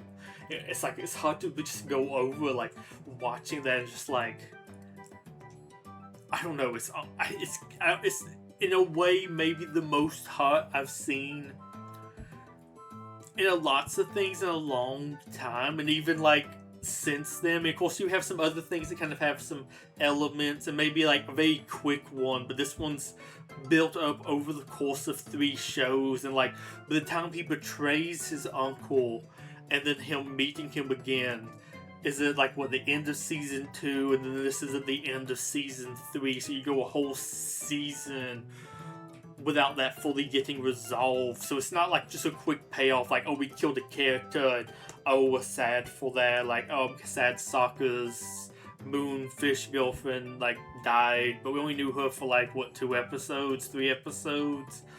This one's like, we really knew them, so you really cared about this when this one happened, and it's just like, it's kind of hard to beat that. Which also going on from that, from Zuko to Iroh. Oh, which I guess also right quick, going back to Zuko, him then coming into a good. I wish we had more of that. Because I thought I remembered more of it, but it's like each time him going on an adventure with somebody, and there's some 2-parters, and I lost that some more like other characters' story. I wish we could have seen him a little bit more working with them. I feel like I remembered him being a little bit more of a good guy, but you don't get as much of that as I feel like I remember. And I don't know, I think that was just really neat, and then I don't know, felt very rewarding at the end having him take over, but then him now being friends with the Avatar. And of course, I think his few scenes in Korra was really nice. I really liked that. We like to talk about like him with the Avatar, and I kind of want to see that one movie to see if we see more of it, because I would like to see more of Zuko and Aang together. And like, oh, I love that one scene, the Blue Spirit episode, where he's like, I wonder if you were born 100 years ago, could we be friends? Like, it feels unimportant, but it's neat how important that line is with what they do later. But you would have no idea they would ever really do that from watching the show originally. And then also, I like how they don't make him like the strongest person ever. He's like decent, and almost like he should have got a boost from like doing the thing with the dragons. And that's maybe my one criticism. That I almost wish they could have done something to make him a little bit different.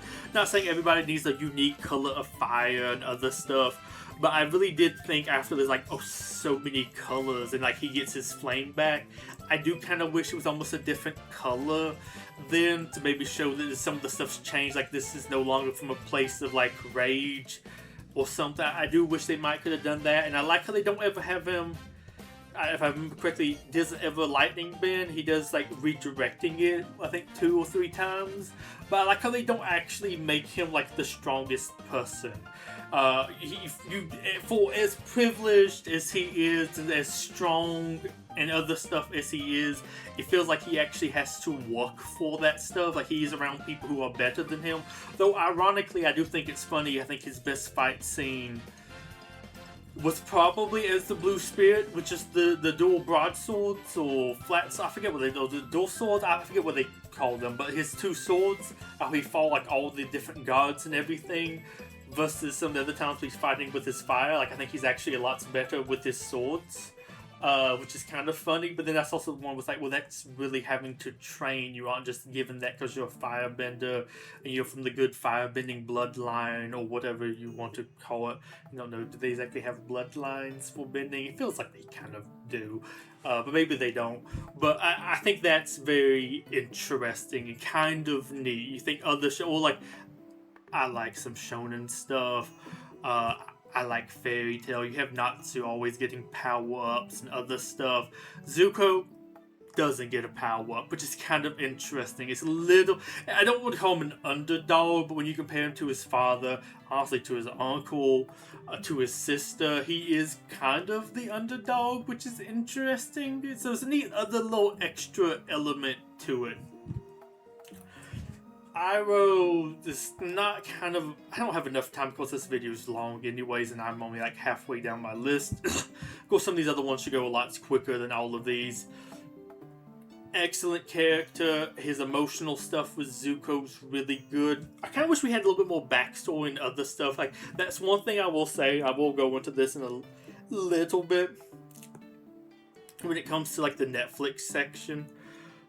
But I do like some of the elements they do there to give him a little bit more story, a little bit more backstory with him and Ozai and Zuko and some other stuff. But I really do like him. I kind of wish we could see a little bit more about his mystical side, stuff with the spirits, stuff with the dragons. Of course, we get that a little bit in the backstory, that he didn't kill the last dragons. He said he did and let them go into hiding. Though it's also interesting because it always seemed like he's kind of good. I almost would be interested to see what it would have been kind of like if he would have took over instead of Ozai. Because you feel like anything he would have done would have been better. Although, of course, was it just the death of his son? Because I do kind of feel like, potentially, is it supposed to be something that, like, maybe his son dying made him a little bit less, or like more anti-war? Not just anti-war, but like, I can't be a commander sending other people's potential sons to their deaths because I feel so bad about my own dying.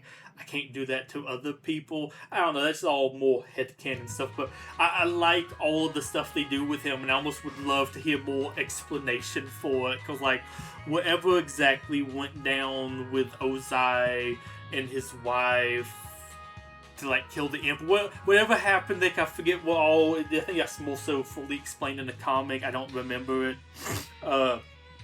There's some comment about while he's returning, and it might take a while, like he's maybe disappeared on his way back off to the capital. Though I don't know if that's supposed to be the dragon. I don't know, well, that's the backstory that a little bit we get of him when it all lines up. Also, it would be interesting to know what will happen to his wife. Why does he only have one kid, first in line? And I don't know, couldn't have like another kid. I don't know. There's lots of little other things that I would love to like know about with him. But man, they do a good job with him. And the comedy they do with him's really nice. I like him. Always kind of makes me laugh. And then I guess, I don't know, he almost reminds me of like a fun grandpa too. Like he's always almost telling jokes. But it's not always supposed to be a joke. But then also, like, I love, what was it, when Jet kind of catches him that he heated up his tea while they're like refugees. I don't know, that's kind of funny. It's like, you really being that reckless here. And then I think since you never really get to see him fight. Though I did notice watching it back, you get to see him more than I thought. But like most of the times you're having him fighting, he's just like hitting people. Like that one time he was captured and he's chained up. He's like throwing his chains around and knocking people out with them. Like he's not really doing too much like firebending master, but you get a sense that he is a threat. He is dangerous because he's not doing his like firebending, and he's still a threat to everybody. I don't know, and him being connected to the spirits, and even initially seeming more so good than almost like anybody else in like the show. And I think that's just really interesting too. Man, if you haven't watched the show, I can't like go into all the reasons why Iroh is great. If you have, you probably will know why. Although also, I kind of like it that they've also weirdly made him almost a pervert. I don't know. It's just a couple little scenes, but he's flirting with a couple people. I like how he pretends to be knocked out so June gets to lay on top of him or something at one point. This is just some other fun things. I think when they meet up with her at the end, they even can make some comment about your pervy old grandpa or something like that. But I don't know. I love him. He's great. Definitely the best character that they have. really sad the voice actor died. Nothing you could do about that. I think it's very interesting. They kind of don't have him talk as much in the second or the final season, which I mean kind of fits. And of course he does this whole like workout arc, so he sounds different. But like I guess that's more buff Iroh.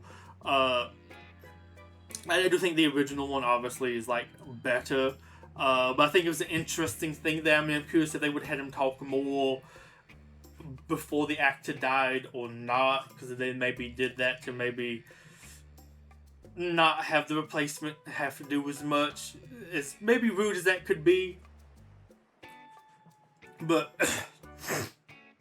man, Iroh is kind of a top one. Okay, last major one to really talk about here is Azula and her crew. We'll say Azula I really like. And it's funny her like craziness, because you don't actually get that much. They start off early on like, okay, she's crazy because she has that one hair out of place when she's lightning bending, and that like gets to her, and she threatens like the boat captain. Are you saying that the currents are in charge of this thing? I gave you an order to get us into port, but you're saying that currents won't let us. Blah blah blah. Do they control this ship? Which is like, kind of, that's kind of how boats work. If the water says no, you kind of can't. And of course you have the whole arc, like in the last like 4-parter of her going crazy, and I guess her friends betraying her. They get a little bit of the crazy stuff too, on the beach episode, which is so crazy the show had a beach episode. There's a 50% chance if I see something from this show, it's Ty Lee on the beach. I'm just gonna be honest. It's crazy to me that's the state of Avatar, but it kind of is. She's fun. I like Ty Lee. May, I honestly could do without May, but I guess she's for a different type of person. But I really like Azula. It's surprised you don't get as much with her, though I do like you briefly see a shot of her in like the season 1 episode showing what actually happened to Zuko. You can see her in the background smiling with her brothers getting branded, which is really interesting, cause it is like, oh, that's just like, who's this random girl? I don't know if you even super notice, like you're focusing on Iroh, like I can't look. But she's like, yes. It's just very interesting. I like how they unabashedly made her crazy. And like kind of unredeemably crazy. But I also like how that's how Zuko's able to beat her. Is she just goes too crazy that he then becomes a better fighter than her. It is interesting. She's like daddy's little perfect little princess. She's expert strategist. She's expert this. She's all of these things. But it kind of fits well for her, and then I like how like the juxtaposition of Zuko, and then also this why he was so driven and had to be so good is she's just naturally good at all of these different things. Honestly, just really interesting. And then also like Ty Lee, I think's fun. Though I think it is also funny watching it back. I hear some stuff talk about some of these different people pulling stuff out of whatever to be able to do these new moves or new bending thing, and how did this person come up with this, that, or whatever. I think probably the most out-of-pocket thing has to be she went to the circus, so she knows how to cheap block? Did she learn that in the circus? Did she learn that from somewhere else? I don't know. But she's fun, so I'll take it. I feel like she's the most like, I don't want to say overpowered character, but the most like, and she got this from the circus? I can really think about it, it's like, that doesn't really make sense, but I like her. It's an interesting different thing. It feels kind of Asian stuff to be like poo poo poo poo poo, and it's like I hit all your pressure points, and now your arm's over here and you can't move, and oh, now you can't move your leg, and oh, you can't water bend now. Interesting. I find it hysterical they never explain it. Of course, it's very present in Korra, but it's also kind of funny that it's very present in such a way that, like, But nobody found this very beneficial to run this like en masse 100 years ago or 200 years ago, whatever. It feels like a very interesting limited thing, but then also you have other stuff like that, like the Shoshu with this like paralyzing tongue. Though I think they have somebody, I think it's in Avatar. Maybe it's in Korra, but somebody says, I think it's maybe when the Sandbenders are capturing Appa, they say hit it with the Shoshu dot, and they get like a blow dot, and they shoot him, I guess, with one of the bobs from the tongue. Feels like that should almost be very prevalent. But like, there's like a couple things in Avatar sort of like that. But I do think that is almost one of the ones that's like the worst example of. This feels like a very useful skill to have it very limited. Like, I almost feel like Azula would even want to, like, learn that for all, like, the combat bonuses that could maybe bring. But yeah, I like the trio of women, though I will say, very funny watching it back that you have, I think, 4 interactions. Wait, no, actually, I think maybe 3. Yeah, one of those was just Appa. I think 3 interactions between them and the gang in season 2. Cause what you have it where, so yeah, it's 4. You have them meeting in Omashu when she's gathering up her people, and then doing the baby exchange with May. Them following them in the land train, and then it ending with like the fight. That kind of looks like in a Wild West but Asian town. I like how you give lots of like Wild West feeling places. You have them, I think, again meet at the tunneler when they're trying to drill into the wall. And then I think they meet kind of again at the end when they're disguised as the Kyoshi Warriors. That's it. I feel like they feel a lot more present than that. Though, of course, you get lots more of them in season 3. Of course, you get that whole beach episode with them and some other stuff, which is like one of the few times you get backstory on any of these characters too, which is interesting. But overall, I think they're pretty good. But it is, well, I guess that's also the thing. They're pretty good too because they feel way more present than they actually are. Like I felt like this time I tried to pay a little bit more attention to some of the things, like how many times certain things appeared. They did not all that much. And I mean, of course, too, after the drill, you had them appear in the like all Appa episode, which is explaining how they like captured the Kyoshi Warriors. But then, besides that, kind of I think they appear, or Azula first appears in like the Zuko story of season 2. But like not really that much more, which is kind of really interesting, all things considered.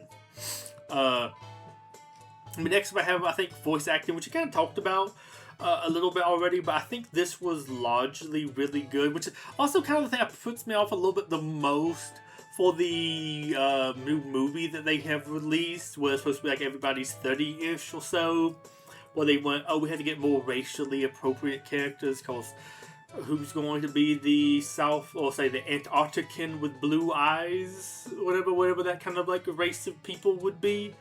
And these authentic Japanese firebenders, the air nomads.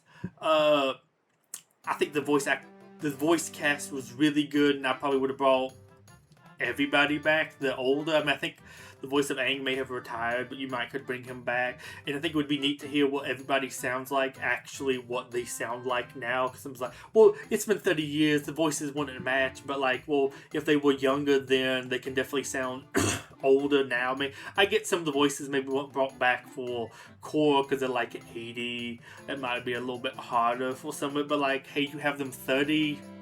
I mean, some of the characters, I think, maybe were even older than they were. I mean, some of them might have been almost 20 then, so they may be 40-something now. I don't know if, like, Katara and Zuko's voice actors, I think they were a little bit older. But, like, I don't know, we wish we could hear them again. But, like, the voice cast was really good. Lots of standout, like, side cast people. Like, those were really good. I think the only complaint is there was two people I think that stood out as not really matching the characters very well. And I think those were like two black men voice actors. One of them was Haruk's father, which I don't know if he actually even got a name of him. But he has like a very deep voice, and it's very recognizable as not looking like it comes from his character. My mom described it as it kind of sounds like one of those old school, like, hey baby, let me teach you to, or welcome you to Hot FM, XL, radio, late night, like really almost like sultry. I mean, I don't think his voice was as sultry playing that character, but it just, I don't know, it sounded like a very particular image which did not match the character. I think there was like one other person kind of like that, although on the Avatar Day trial one, there was somebody like, the accused will now stand, which I want to say was like a dog from Looney Tunes or something. It was a very distinctive voice, and I remember that one standing out. I was like, that one just feels really out of place, but it sounds like a very particular character from something else too. But yeah, you have that one, because that's kind of it. I mean, I think most of the characters really kind of match fairly well. They are really good ones, and maybe there might be a couple more almost celebrity or special people voicing some of the characters occasionally, but they don't really super overstay the welcome, and I don't think they really take away from anything. I will admit, some of the stuff, I think when I was younger, the characters maybe felt a little bit more white because of some of the voices. Then, like now, I think they're supposed to be lots more like Asian, and you might have got voices that kind of match some of the stuff, but I also think the voice cast was just really good. And well, how much some stuff nowadays talks about like colorblind casting that kind of fit with it. Like, I think there's like I said, like there's a couple people that I don't know if they really match very well, but most everybody else did like an excellent job. And I don't think I would really make any changes, like except for maybe like those two people. But I think the show, excellent job. The voice cast, the voice talent's an excellent job. And I really liked them. They really brought the people to life. Also, great job delivering the lines, the comedy, the comedic timing. How well a lot of the stuff was said. Like, I find Toph hysterical, but I think if Toph was maybe voiced by somebody else or voiced differently, she wouldn't be nearly as, I don't want to say exactly dear to my heart, but she wouldn't have been like as funny as she was. Like, I forget the person's name who actually did it, the voice of her, and I think she went by an assumed name at times. I might remember that one, not the real name. Excellent job.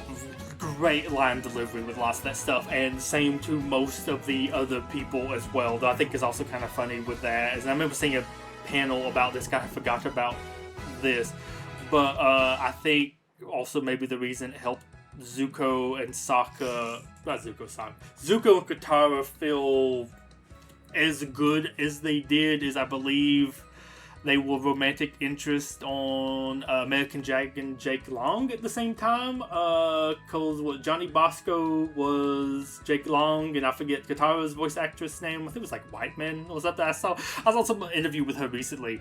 I thought that was kind of funny. People complaining about like race and names like Whiteman. But I think she was a huntress or whatever that blonde woman was. That was his like love interest. That was also like his rival or something, so that might have kind of helped some of the stuff, maybe subconsciously or real too, I don't know. But next up we have like some oddities of the world and some stuff that didn't really make much sense, which I think I kind of went over most of these, kind of like nitpicking some of them, like saying that the fortune telling is kind of weird, like, they can't believe in that kind of like magic stuff, but it being a very magic world and him talking about like all this like science stuff, but it feels like the way they set it up, he probably shouldn't be that educated to be that all into science and everything. Like, were they getting who was teaching them all this stuff down there, and it was only like him and his sister of that age range? they were saying that, and I think I kind of mentioned this also a little bit earlier, but I think it's interesting looking at some of the stuff, and this is something I would almost be interested in seeing, because they might. I'm curious if they would change any of this if they redid the show now or not. It does feel like to me at the start of the show, the scope or the world was supposed to be almost smaller than it was at the end. Like, it felt like they really traveled the world very quickly a lot of times in season 1. And then kind of whenever they wanted to later, then other times it was supposed to be hard, like they had to walk across the canyon for a whole day instead of having Appa fly back and forth across the canyon a couple times and deliver all the people. But then he could reach the Fire Island in like one day for the solstice and all these other places, and they could ride on the Ill Dog from Ba Sing Se to wherever they were launching the blimps to come get everything out. There's some scale issue, and of course Ba Sing Se just feels gigantic, and then you have all these other places that feel like they maybe have 30 people living there. Like I said, I think the South Pole had less than maybe 20, maybe 25. It's hard to kind of count all the kids, but there was like, I think less than 10 adults still there, and lots of those were like old women. But I think that's interesting. Like, would they change some of these things? I noticed, I think in the M. Night Shyamalan movie, the South Pole looked lots bigger when Zuko came down there, and I wonder if that's kind of a thing to like, well, yes, because then when you see like the water tribe fleet, it's still small, because I think it's like 5 boats, but still it's like, it looks like it had maybe 8 times the people that were left. I mean, well, you see like the tents on the beach, and I think they have like double the structures, if you will, that they had at the Southern Water Tribe when you see it at the very beginning, which it feels like some of those things don't add up. Maybe they had lots more men than they did women, but for all these men to go off to war, like unless a whole bunch of women went with them too, it just doesn't feel like... I mean, what, you left like 5 women back at home? Is that why all the men went off and wanted to die? They hope they can find a war bride because they were not going to be able to get a woman back home? Something like that. I don't know. And then too, I think it's also interesting, like, the scale of the world. Because you do have them flying all across it a lot with Appa in such a way that it feels like they could almost like fly from the North to South Pole in like 6 days or something if they wanted to. I know they do different things to slow it down every now and then, like maybe Appa's tired, so we're drifting in the water, and then like, oh, the Avatar is a master of, I guess, hiding or not being tracked, because he's like zigzagging all across like the southern part of the thing, but he's going to this place, this place, this place, this place, this place. He's just like doing a fun stuff, but it almost feels like if he just went straight up, he would be like good. Which is one I think is kind of fun. Of course, this doesn't come up too much in core, because they're not like doing as much traveling and other stuff. Like, for lots of it stuck in the same. Well, I guess they do a lot of other stuff. I guess it's just more the first season. But they're not like flying across the whole world, but then like, oh, we'll just give her a polar bear dog so she can't like use it to traverse the whole planet in a very quick manner, like you probably could having a flying bison with what they've set up previously. I think that's just kind of interesting. Also, I'm curious, would they just maybe not, if they did it again, I mean, that might be too big of a change, but would they maybe just not give him a flying bison? Because I feel like that would make some stuff a little bit too easy to do, if you would. But yeah, I think that's kind of interesting, and I would be curious to see what they would maybe do to like change some of this, because also I feel like some of the scale of stuff increased as the show went on. Like, Ba Sing Se's gigantic. Fire Nation kind of feels gigantic, all things considered, for them, like, going across the ground. Like, oh, we need to reach certain places by, like, a certain point in time. But you see the Fire Nation on the map compared to the Earth Kingdom, and they went over that very quickly. Of course, like I said, Ba Sing Se looks gigantic. The Fire Capital kind of is, and of course some of these other cities are as well. But it's just very interesting, and I'm curious how they would maybe change stuff up if they were to redo it. Though also, one other thing I want to mention here, that is one of the maybe funnier bits to me, is in season 3, I believe episode 2. It's like the first one when they get to the Fire Nation.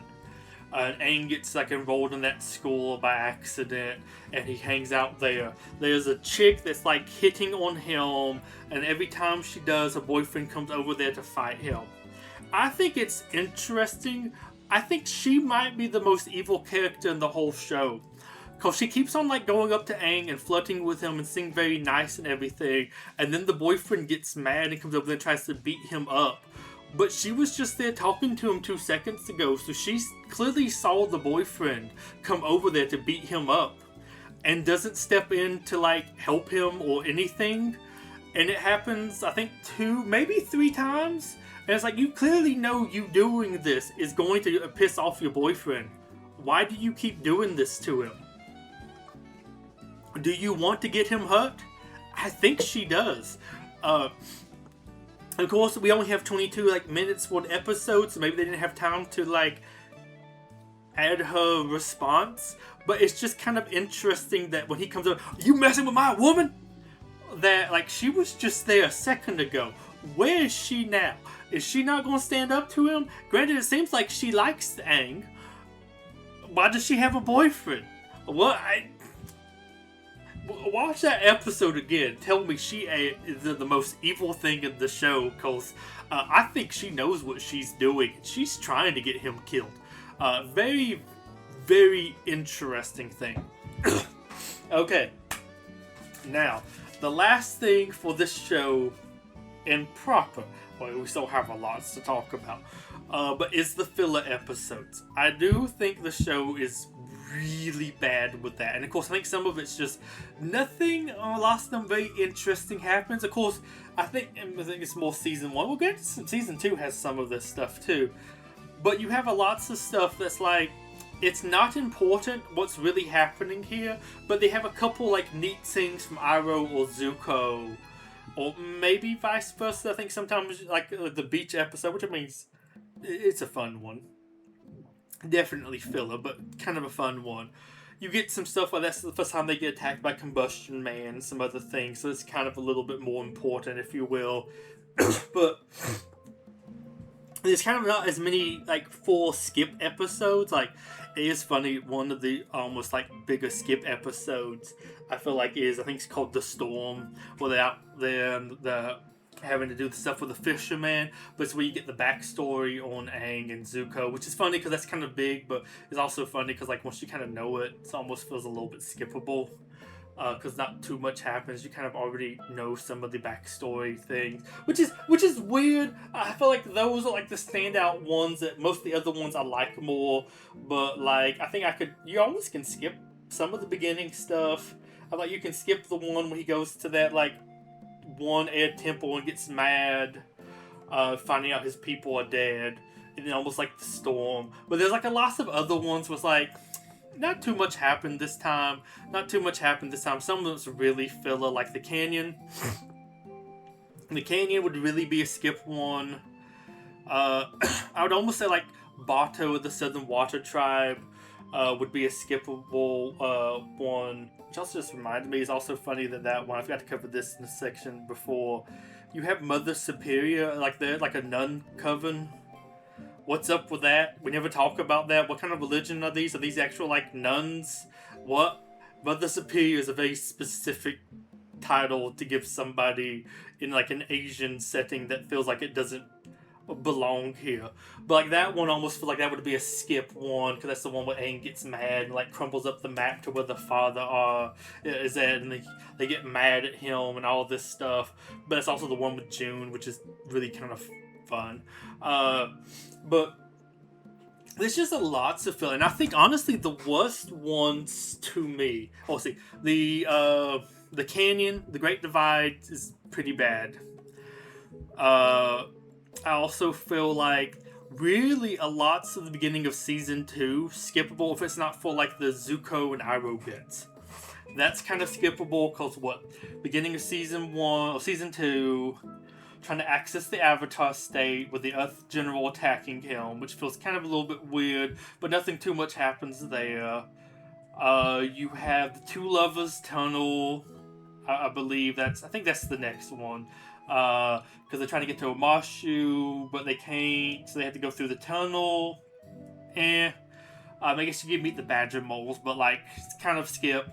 Omashu, almost a skip. I feel like you get introduced to some more stuff there.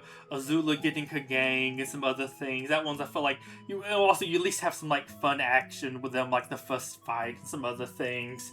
That one feels okay. I think then you get was it the swamp where they get brought down to the swamp. Not too much happens. They do meet the swamp benders, but it's like, oh, you're looking for like the blind girl. You get Avatar Day, which is him on trial for Yoshi killing somebody. Really, nothing happens there either. I mean, you have them go back and find out Suki's gone off to join the war because they go back to Kyoshi Island to try to prove Aang's innocence.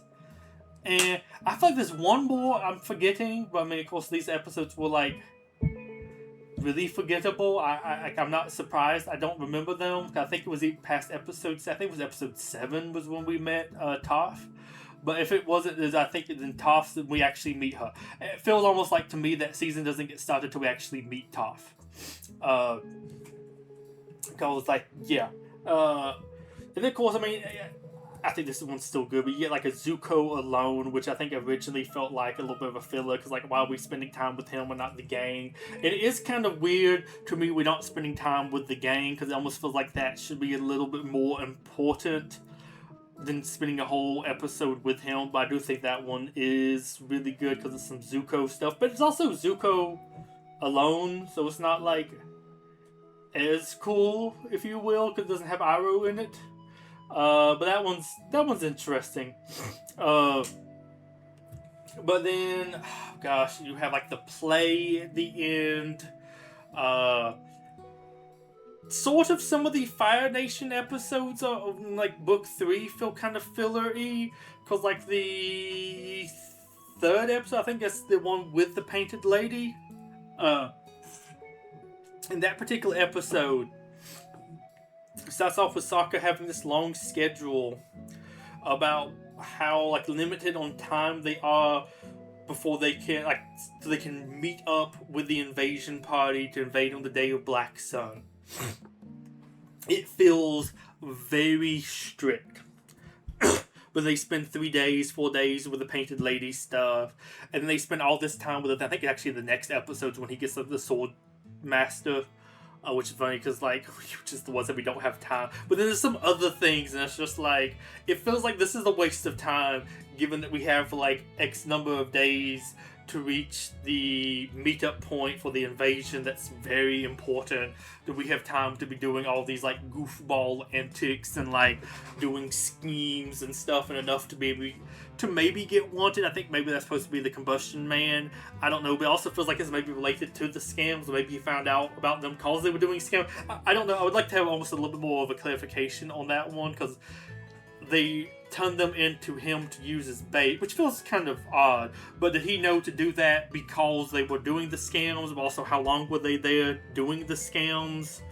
So some interesting things there. And of course, you have like the day before the invasion, you have the nightmare episode, which is very, very kind of stupid.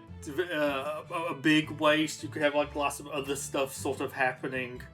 And then of course, kind of like I said, the beach. I don't know, there's like lots of stuff here that feels like if I was doing the show, I would skip some of these or combine some of it with some more important elements.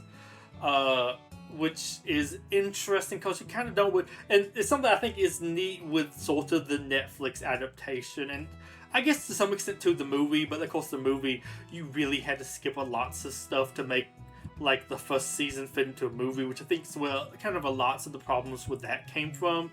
So I think it's almost a little bit better compared to the Netflix one because they had more time, because they had 8-hour-ish long episodes. So let's say each episode of Avatar was, to say, 20 minutes.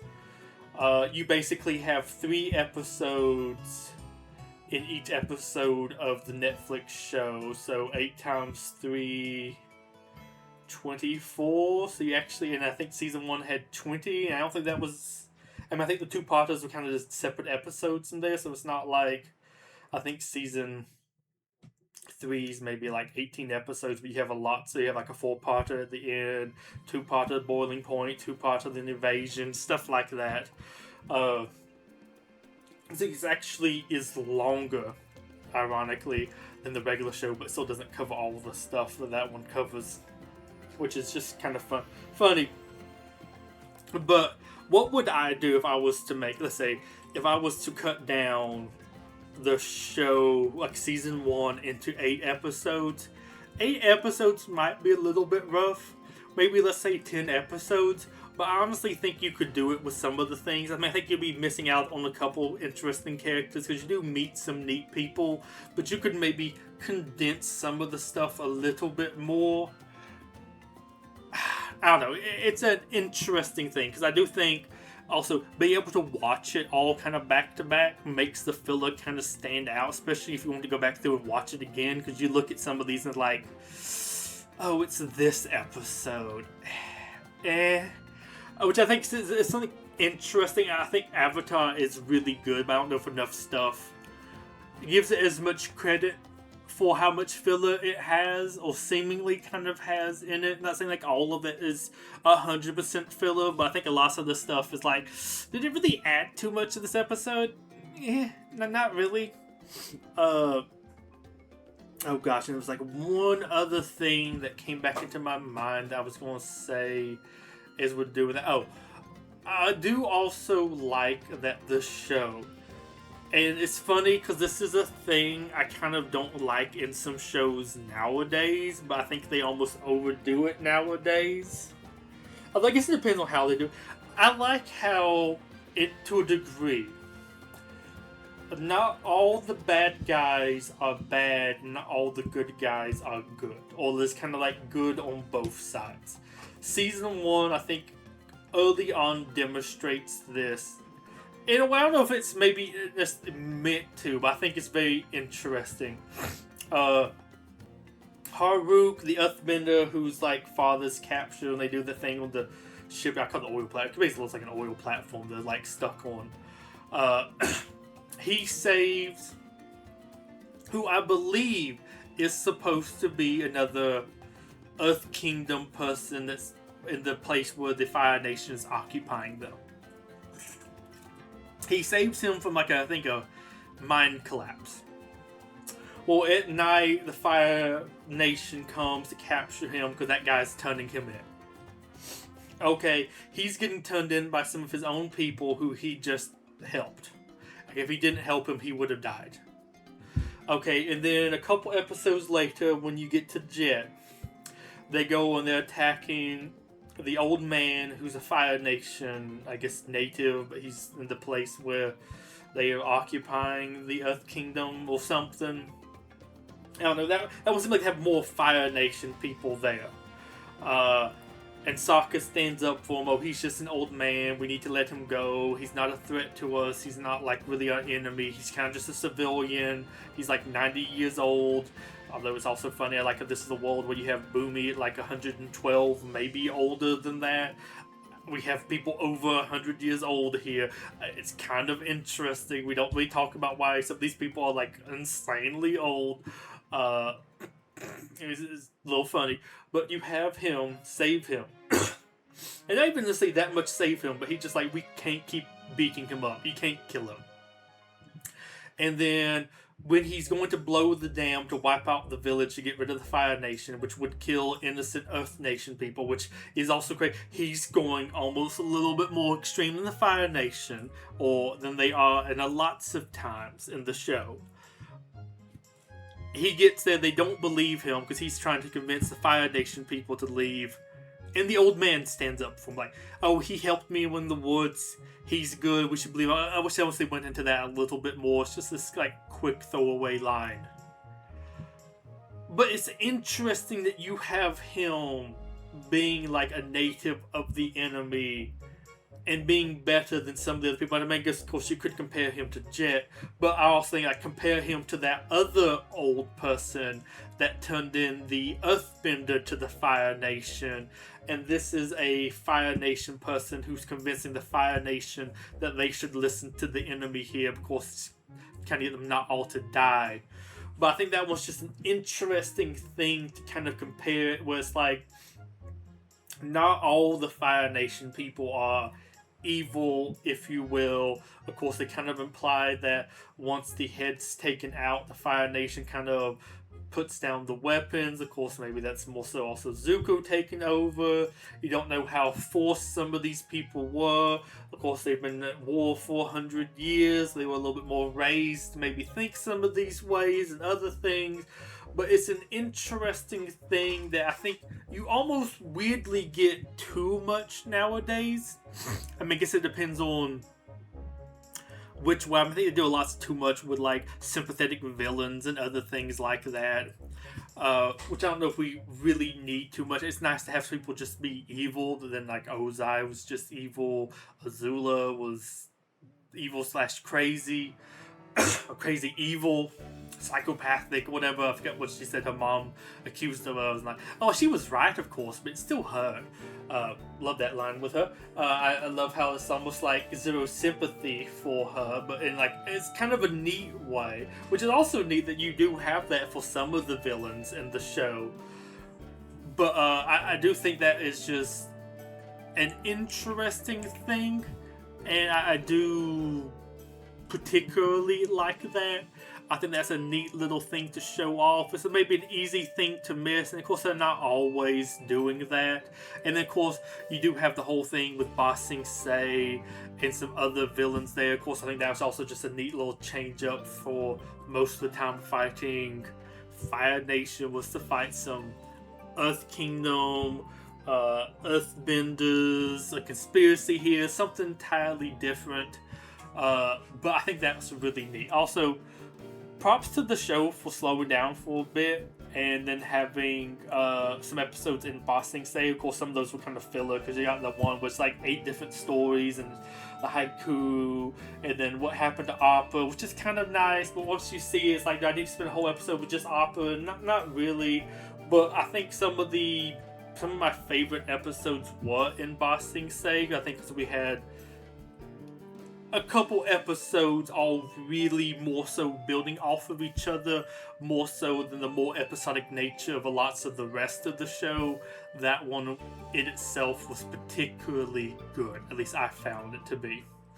But yeah, I just wanted to mention that, and I think some of those things are very interesting with the show. I like how it had a little bit of nuance there. Which I think the writing was good, so it made the nuanced stuff stand out better than maybe people nowadays trying to do nuanced material in some shows. Because I feel like, I don't know, the writers are just really bad. I mean, I will even be honest, I think a lot of the stuff that the Avatar people did outside of this show, and I would even say Korra, I myself really liked Korra. Though I know some of the stuff they apparently tried to do there near the end, some other things that I don't think were really that great. And I think a lot of the comic stuff isn't good. No idea about exactly the new movie, and of course what the sequel show is going to be. I think they had a trailer come out for that a couple days ago. I still need to actually watch that, but I wanted to actually get this done first. Before actually like watching that for like the first time, although I think I'd already kind of read what the story basically is going to be, so it's not too special to exactly watch it, but you know. But I think whenever they did this show, they did a good job when it came to writing for some of those elements, in a way that I think a lot of stuff, if you watch nowadays, they wouldn't have in it. Which I think helps also kind of stand out. Feels a little bit more, I don't know if even balanced is the right word, but like I said, maybe nuanced. Like, not everybody in the Fire Nation is like redeemable, but not everybody is horrible. You need to like kill them all either. But then also saying that like everybody in the Earth Kingdom needs to be saved. not really. Which is very, very interesting. But now to move on to the last two topics that I want to talk about is the M. Night Shyamalan movie. Because I also watched that. We watched it after we got done with season 1. I mean, I just covered season 1 material. First up, the issues. Of course, I mentioned kind of like the pacing, but I mean, it was an hour and I think 40 minutes with credits, I believe. I think this is like an hour and 40-ish, 45 minutes with the credits. So it doesn't really have that much time. Also, of course, it obviously has to skip over some stuff. The casting is kind of weird for some of the people. Some of it's like, okay, I think that one's kind of okay. That one's okay. You know, maybe change up the hair on this person. Like, for some reason, Zuko just kind of has the regular haircut. And I don't think he exactly matches that much racially. But, you know, if you actually gave him the proper haircut, maybe made this, I think, stand out more. Granted, I think I'm curious if also other people thought this or not. When you first watched Avatar, did you think this was like a tattoo? I did. I think my mom maybe did too. Mine didn't go to scar, but of course it looked too flame-like almost to be a scar, almost like they get touched up with the tattoo weirdly. They could have made that pop a little bit more. The pronunciation of some stuff was really weird.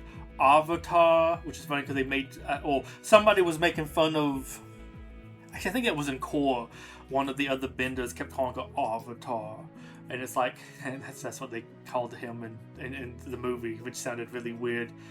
I think they called Iroh the wrong name, or pronounced it weird, Ong. There's a couple other just weird pronunciations, which I don't exactly get why they did that, or did somebody have like a speech impediment, go do it wrong, and they just want just roll with it. You think you could get that one right? I mean, we do know what the thing sounds like. It's not like you were translating something maybe from Japanese and went, oh, we'll pronounce it maybe more in an English manner or something. It doesn't come out maybe as right as it should have been, but like, we have heard people pronounce this in English. I don't know how you exactly got those things wrong. And it's kind of funny too, the bending. Like, I think the rock one's particularly funny. Some of the other stuff, I think I noticed there was a lot more martial arts fighting than there was kind of bending in some particular fights, but that's also kind of cool. The martial arts stuff looked good, so I'll at least give it credit there. And I don't know, some of that stuff maybe trying to spend a little bit of money, or save a little bit of money when it came to some of the bending by not having it go too crazy. Not have too much water bending, too much throwing rocks, though that one is just so comical. They, yeah, and this little bitty boulder. But like I said, if you throw that fast enough, it should kill somebody. Though I like it, they then said somebody else who then threw it faster at a dude. It was just honestly very, very funny. Because also, like, could y'all just like scale that up, like his special effects? You just kind of, the scale made it a lot bigger. You had 5 guys getting it, that should have helped. And it was funny, my mom immediately noticed that and started laughing this time when watching it. I think that's not, I don't remember that standing out to me when I first watched the movie. I think I had that pointed out to me. And of course I was a kid then. It was just really cool to see something I liked on the big screen. But yeah, that one was very, very interesting. Very weird problems with some of the stuff, but I didn't hate. I think I would still say I really liked it, which is probably controversial. But I mean, it's a quick little watch. Some of the stuff is like, oh, we skipped over a lot of that other stuff I didn't super like from the first season, so it's not too bad. There are a couple other things. I think I already mentioned the water tribe size. It's kind of funny how that one's much larger when we're there. Which I think is very interesting, because like, hey, is this one of those changes where they realize, yeah, this place needs to be a lot bigger? I will also say, I can say that my next one's skipping filler, which yeah, we skip over a lot of them. I think they kind of imply that they liberated some different villages and other stuff that they maybe would have done along the way. Because let's see what. Over the course of the thing, we have like the intro, which is very abbreviated. We have him go to the place, the air temple, find out his people are dead. You, I believe, go and have them help the Earthbender person rescue his father. They get a waterbending scroll from helping that. A little montage of helping other people. He's practicing, having some like PTSD or something with like dragon spirit. He's not doing good. His emotions aren't in check. So I go to the air temple, but then I get captured there. But then that's when the blue spirit thing happens. Though also the air temple there is now the prison, which is an interesting little combination of things. He escapes, and then he's at the North Pole, and that's it. But very more abbreviated, but like probably not too much more. I'd say it would really need to be put in there. I mean, I probably did a little bit more to build up Zhao, a couple more interactions with Zuko. Probably would have done the Kyoshi thing. I mean, of course, that's bigger later. Mechanist doesn't feel the most important, but that does set up the blimps and stuff for the end, so you probably need to do that. And I would probably have done the Solstice thing, so you could have done some more stuff with the spirits and had him go to the fire temple. But like, there's not too much more. You need to do all of this other stuff. I mean, of course, we've still got the backstory too at some point, some other things. They move some stuff around, which feels fair enough. So I give it kind of a pass for those. I will say too, something I think is interesting. The costumes kind of were good. I think Sokka's was a little bit too dark. I think I did notice looking at some of the animated stuff, his is a little bit darker than Katara's, but in the movie his did look a little bit more grey or tan. I think hers was more blue. Hers looked, I think, better than his. I mean, I think the Air Nomads looked alright enough. Maybe the peasant stuff looked okay. The weirdest one is the Fire Nation. The Fire Nation had some really nice costumes. And that's the thing, like, it's a little bit weird to say that. But they had some, like, really nice, well-made, old-school looking costumes, but did not match the Fire Nation. Which brings me to the next thing, is there's, like, a weird... And I always feel bad saying this, because it's more... internet stuff talking about this, and it almost gets a little bit into maybe like slightly more of a racist thing, but there's kind of like an Indian takeover in this show where I feel like they did lots of bad job with the races, but then looking at the stuff, they kind of, I think, made the Fire Nation Indian. They have, I mean, of course the arm almost looks vegetarian or something, like almost a little bit more like Middle Eastern, almost like Prince of Persia-ish type stuff. But I mean, it looks good, and it's kind of fancy. It looks like it has gold and stuff on it. It just doesn't look like Japanese, like almost samurai, a little bit pointy, a little bit fire, or red motif. But red motif and other stuff. The Fire Nation throne looked more almost like Bollywood. It's weird, because like, they did a good job making the stuff look good. It just looks like a different race, empire, whatever than the Fire Nation. It's a other Asian-ish, maybe a little bit more towards the Middle Eastern, somewhere in their ancient civilization, which looks good, just doesn't match what it's supposed to look like, but they put production value in there. I mean, surprisingly, the show has, or the movie has some decent bit of production value. The, what was it, the Northern Water Tribe, their place looks pretty decent. The stairs, I don't know what all they did to make all that, but like, it looks good. The places in the Fire Nation you see is fancy. The Fire Throne area is fancy, but it's like marble columns and gold trim and some other stuff. It's not this dark thing with fire before the throne. It's open, bright light, but it's fancy, but in like a different sort of way.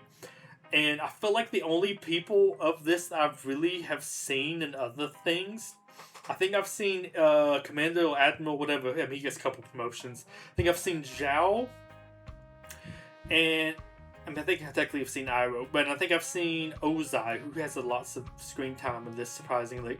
I think I've seen both of them and stuff, both playing Indian people. I'm pretty sure I've seen Ozai. I think he was in the Psych Bollywood Homicide episode as like the brother that was talking about get these childish things out of your head, I'm more grounded or whatever, as he's being like put angel wings on him, being lifted up on the stage for like the play.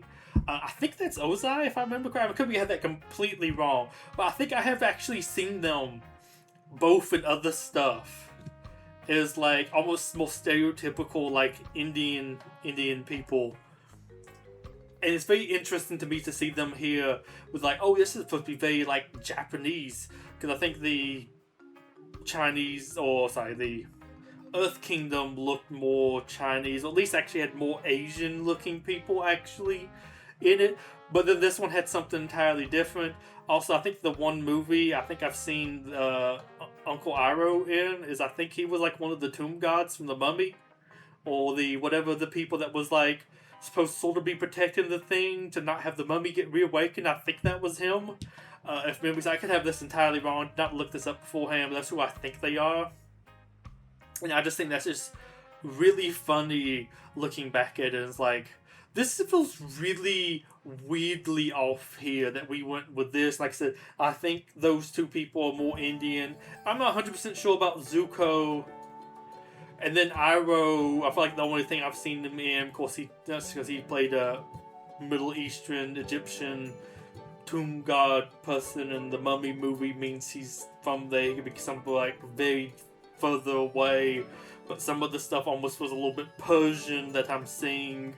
But I mean, I guess it could be, but it almost feels a little bit more Indian. It's just really interesting looking at it, especially with some stuff like, oh, we're having this big Indian takeover, there's too many H-1B visa people and all this stuff. When watching this one again, I'm like, I don't know why, but just H-1B visa jokes popped into my mind looking at the Fire Nation, which is bad. Probably shouldn't admit that, but I thought it was really interesting with some, I guess, more modern day, I don't say cultural reference, but maybe almost look at it in a little bit of a different lens. But like I said, I think they still did a really good job with lots of the stuff, but it's just very interesting they changed what the Fire Nation's supposed to be to something very different, but then it did a kind of really good job of adopting that something different, which is very weird. Oh, and then the other one that's really interesting to me is we have 3 meetings with Zuko. Of course, I gave you that abbreviated script report, so that was kind of the show, the movie's abbreviated anyways. But we have 3 whole meetings with Zuko with Aang. You have him meeting in the South Pole. You have him rescuing Aang as the Blue Spirit. And then you have him meeting him again at the North Pole. I think there was some other comment, I think I was like, you're the one that we met at the South Pole. And it's like, oh my gosh, that was literally the last time you saw him. Aang saw him one other time. Okay. Y'all did not. And it's kind of like, of course, with a very abbreviated schedule, I guess you would have to do that, though I probably would imply that he ran into them a couple other times, but I think that's very funny how they're kind of trying to, I don't know, it feels like, man, if they continued this, we would have had, like, no payoff for some of this stuff, because we did not meet him, like, at all in this show. Oh, this adaptation. Though, I will say, the little teaser they gave with the, I say teaser, they had, like, Ozai's like, hey, your brother's failed, you're now going to be chasing the Avatar. She looked nice and crazy, and I would have loved to have seen whoever that person was actually play Azula. No offense to the Netflix person, and I have not watched you yet. I've just seen a couple little clips and people posting things here and there, and of course, like the maybe one or two trailers that Netflix released. You don't give me as compelling vibes as the animated version, or is that like a couple seconds of her smiling and looking really crazy and she's ready to go burn him alive sort of feel that she gave there. Of course, the whole role of her doing that might not would have done very good, but she looked fun to me. I think I would have enjoyed seeing her. And last thing I want to cover, because I'm not going to cover too much of the Netflix thing, because I want to watch the second season. We might rewatch the first season in order to do so. I even forget what all we exactly covered. I know we got the Southern Water Tribe. We got the Attack of the North. We weirdly combined Omashu and the Mechanist into one like story, and I think we were there for like 2 or 3 episodes, which is we weirdly didn't go that many places with the Netflix one. But I honestly can't tell you what exactly we did, though I do think it's funny because if I remember correctly, I think I counted in that one. I think we saw Katara waterbend like 3 or 4 times before we got to the North Pole. She's a master.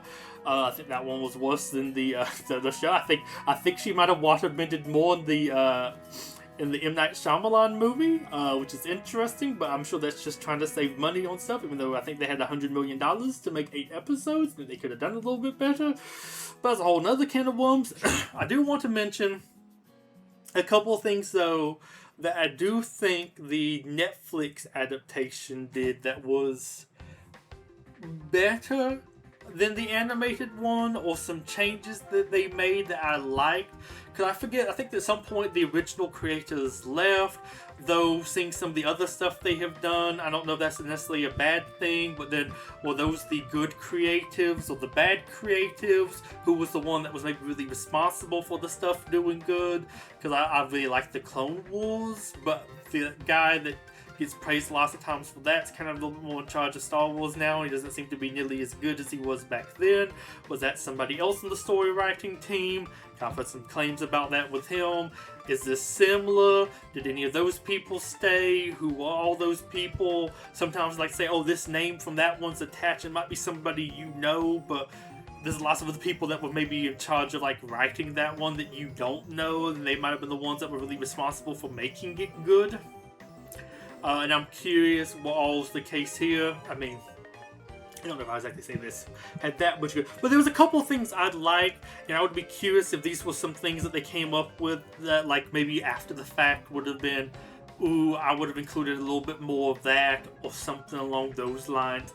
I am really curious. But the 3 things I have wrote down for this, which the first one, not as big of a deal, but it was kind of a neat inclusion, at least visually. I thought it was neat seeing the Fire Nation actually kind of attacking the air nomads. I mean, it would have been maybe neat to see them fight a little bit more. And I forget if we actually had tanks show up in that part or not. Like I said, it's been a little while, but I actually kind of enjoyed that scene getting added. Nothing that major here, but I do want to give a shout out to that. I mean, that's kind of not like a major change that makes it better. That is one thing I did like having added that I don't think was necessarily a negative. I mean, you know they did something at some point. You don't have to see it, but it was kind of neat being able to see it.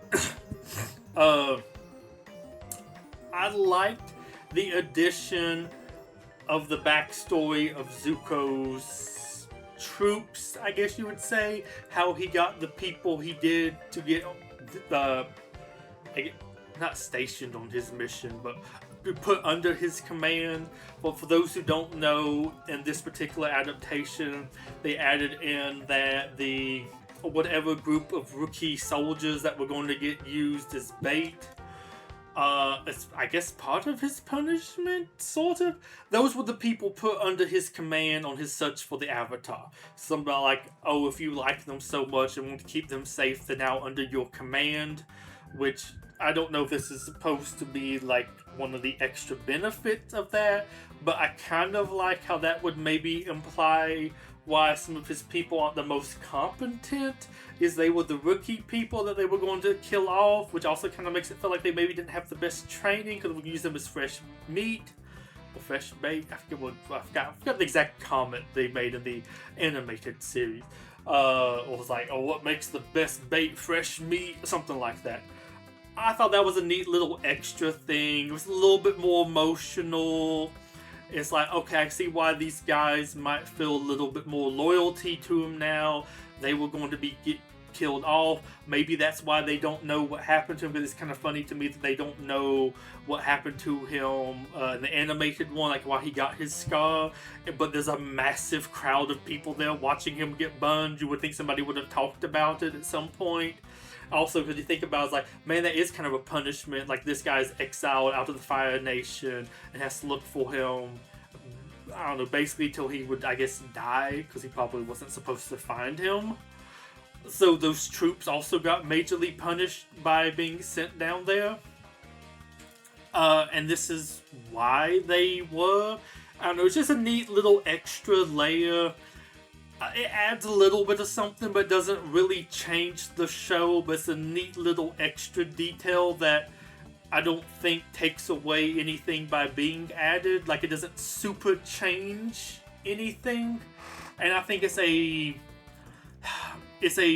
neat one to have added in there, where it's like, I think that's maybe one of those that they could have thought of, ooh, this would have been a cool detail to have added to give a little bit extra stuff to it, but they probably thought about that afterwards. So I'm curious if that was one that they thought to do here. And I mean, I guess besides maybe the attacking the air nomad, because that we know that had to have happened because they genocided them at some point. This one I think changes the overall stuff the least by like making this little extra change, and I think it's a very neat one. The other one I have here, the very last one, and I think it kind of somewhat changes the stuff, but I almost want to watch it again. But like I said, some of the timeline of what happened with Iroh after he lost the siege of Ba Sing Se, that one's a little bit different, or I feel like a little bit vague. We don't know what all happened there. When did he come back and everything? But something I did like, and I think they changed it to, instead of, I think in the animated thing, Iroh sent Zuko back a sword. He got off Earth Kingdom General, or this dagger or something, and he gives that to somebody else and Zuko alone. And I think in this one they made the change to, was it Lu Ten?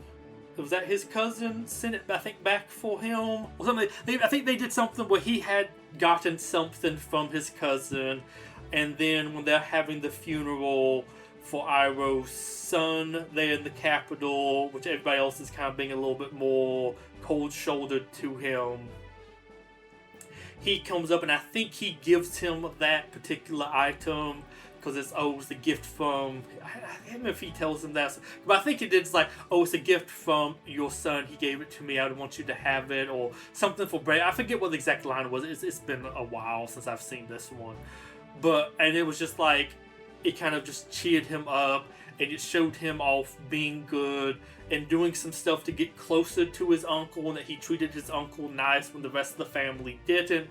Of course, I want to see where this actually lines up with the other stuff for like his father taking over, because I guess that should have been around this time too, because if he left cause of, well, gave up the siege cause of that, this would have to have been sometime afterwards when they would have the funeral for him. The one that would walk into, like, of course, I guess his mom's in exile and his dad taking. I'm curious how all that works. That could mess up some stuff. Of course, like I said, I think the dagger in the animated one was from him instead, but maybe this could be a different dagger. I don't know if it was supposed to be exactly the same. I thought maybe it was just like more of an original thing created, but then watching it back, like, oh, I think it only talked about it in Zuko alone, about him getting the dagger, and then him giving it to the boy, trying to give him to the boy for like, oh, you're brave, or something like that. I don't think it ever gets talked about again. I really personally like that. edition, because you got, I mean, of course, I think in the animated one they talked about Zuko being kind of more like his mom than his dad or his sister, and that he treated his uncle better, and it kind of, I think, implied that he liked his cousin, which, I mean, I guess would have been much older than him. We don't really get too much of that at all, but like the stuff with the cousin and everything. But I like that particular scene in here. I mean, of course, it was also more Zuko and Iroh stuff, so you kind of can't go wrong with doing that. And I think this was just like a neat one to add in. Like I said, that's I think the three I can remember. I don't think there's really too much else. And maybe like a line or two that was changed that might could have been a little bit nicer. Although, of course, you have, God, like, is it? I guess we're almost going on 20 years now. To maybe think, maybe we'll tweak this here, or maybe some little bit more foreshadowing or something else there. But those were the ones that really stood out to me. I think there was lots of issues with the Netflix one. I need to really watch it again to really make up my mind about it. Of course, there's lots of issues now with how long they waited between seasons, and the people look way too old. And Zuzu, he's just a little boy. Bro, he looks 20. He ain't a little kid now. He's like 6 feet tall. He ain't a little boy. And apparently the actress that plays Suki's posting thirst trap bikini pictures of herself. Although, ironically, other people are complaining that Azula and her gang looks fat, and she's over here like, look at me in a bikini. Weird. Although, I mean, admittedly, we had beach episodes in the final season, so I don't know, maybe she's getting ready for those.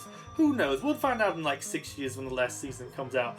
But I did want to just mention those, because those are some things that stood out to me about the show, and I'm curious if some of these are like, oh, we've had time since we did the show, these are some of the extra things we would have wanted to have added. Was this the other like Netflix writers that had to be no connection to the show added these in? Was this some of the stuff the original writers maybe put in before they left? There's some ideas they would have wanted to have put in, and they had some of these left behind. Somebody found on a sticky note and went, ooh, that'd be cool to put in here. And that's how it got in here. But I just wanted to include those here, and out of full fairness towards the Netflix series, I did like these. And I know I'm not talking too much more about the Netflix series, but it's been so long since I saw it, and I frankly just really don't remember it too much. But these are some ones that stood out to me that I'm like, I like that, and I like that. But like I said, that's 3, so not too great there. But yeah, maybe whenever I watch the Netflix one, I'll leave some more thoughts. Whenever I get done with Core, I think I might want to do another thoughts video on that one. It has been some time since I've seen it. I think I got to like 7 episodes into it this time before some issues with the subscription thing happened. So I was able to finish watching it, and I don't really want to give thoughts until I actually watch it through fully, like I did with this. And like I said, I watched the live action movie. I mean, of course, I guess I didn't have time for the Netflix thing, but I'll do that whenever I do season 2, probably. But yeah, I know this video has gone on for a really long time. Like I said, I had lots of thoughts, and I think it was, fortunately, very rambly, as much as I do have my thoughts kind of laid out here in some bullet points. But there was, of course, lots of things to cover. But hey, it's a pretty good show. 65 episodes, if I may, because it's weird, because technically season 3 has like 17 episodes, but you have like a 2-parter here, 2-parter here, 4-parter here, some other 2-parters, so let's say 65 episodes. I think it's about like 20-ish per season, but some of the finales get a little bit longer or something. But yeah, that's kind of where I am with this. I hope you have enjoyed it. Let me know your thoughts below in the comments. If you did actually even make it through all of this, I kind of imagine probably most people won't. This is a very long, sort of flow of consciousness video, but I did want to get some of my various different thoughts about it, because I still really like it, but I do think I have maybe more sort of negatives or nitpicks than other people would. Talk about the show. I think lots of people, I won't say lazy, I mean, I think it's a very good show, so you probably should put it up high. I'd probably give it an 8 out of 10 or 7 out of 10 depending on how I'm feeling. I guess it depends. Are you gonna make me watch the filler again? I'd maybe say 7. If I could maybe skip some of the filler, I'd probably say 8. But then of course too, I really like the world. I feel like it inspires lots of creativity and lots of cool what ifs or other stories.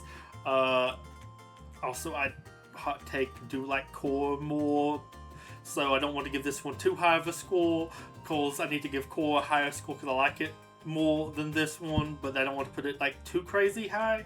But yeah, I think this one's pretty good. And it's interesting, I think, to look at it very in depth and go, would I make a change here? Do these things make sense? Lots of very interesting things if you like think about it way too much, like I did when working on this particular thing. So do let me know your thoughts in the comments below, and I hope to see you in some of those future videos. I hope this wasn't too crazy long and maybe drove you off from watching more of these in the future. But yeah, I guess until then, this was Talk Ripley signing off. Goodbye and a wonderful day. And I hope to see you in a future video. And I hope you might be interested in some of these future kind of like random video review stuff. So until then, bye-bye and have a wonderful day. Or night, I don't know. I've been recording this for like 3 hours and it's after midnight. Bye-bye.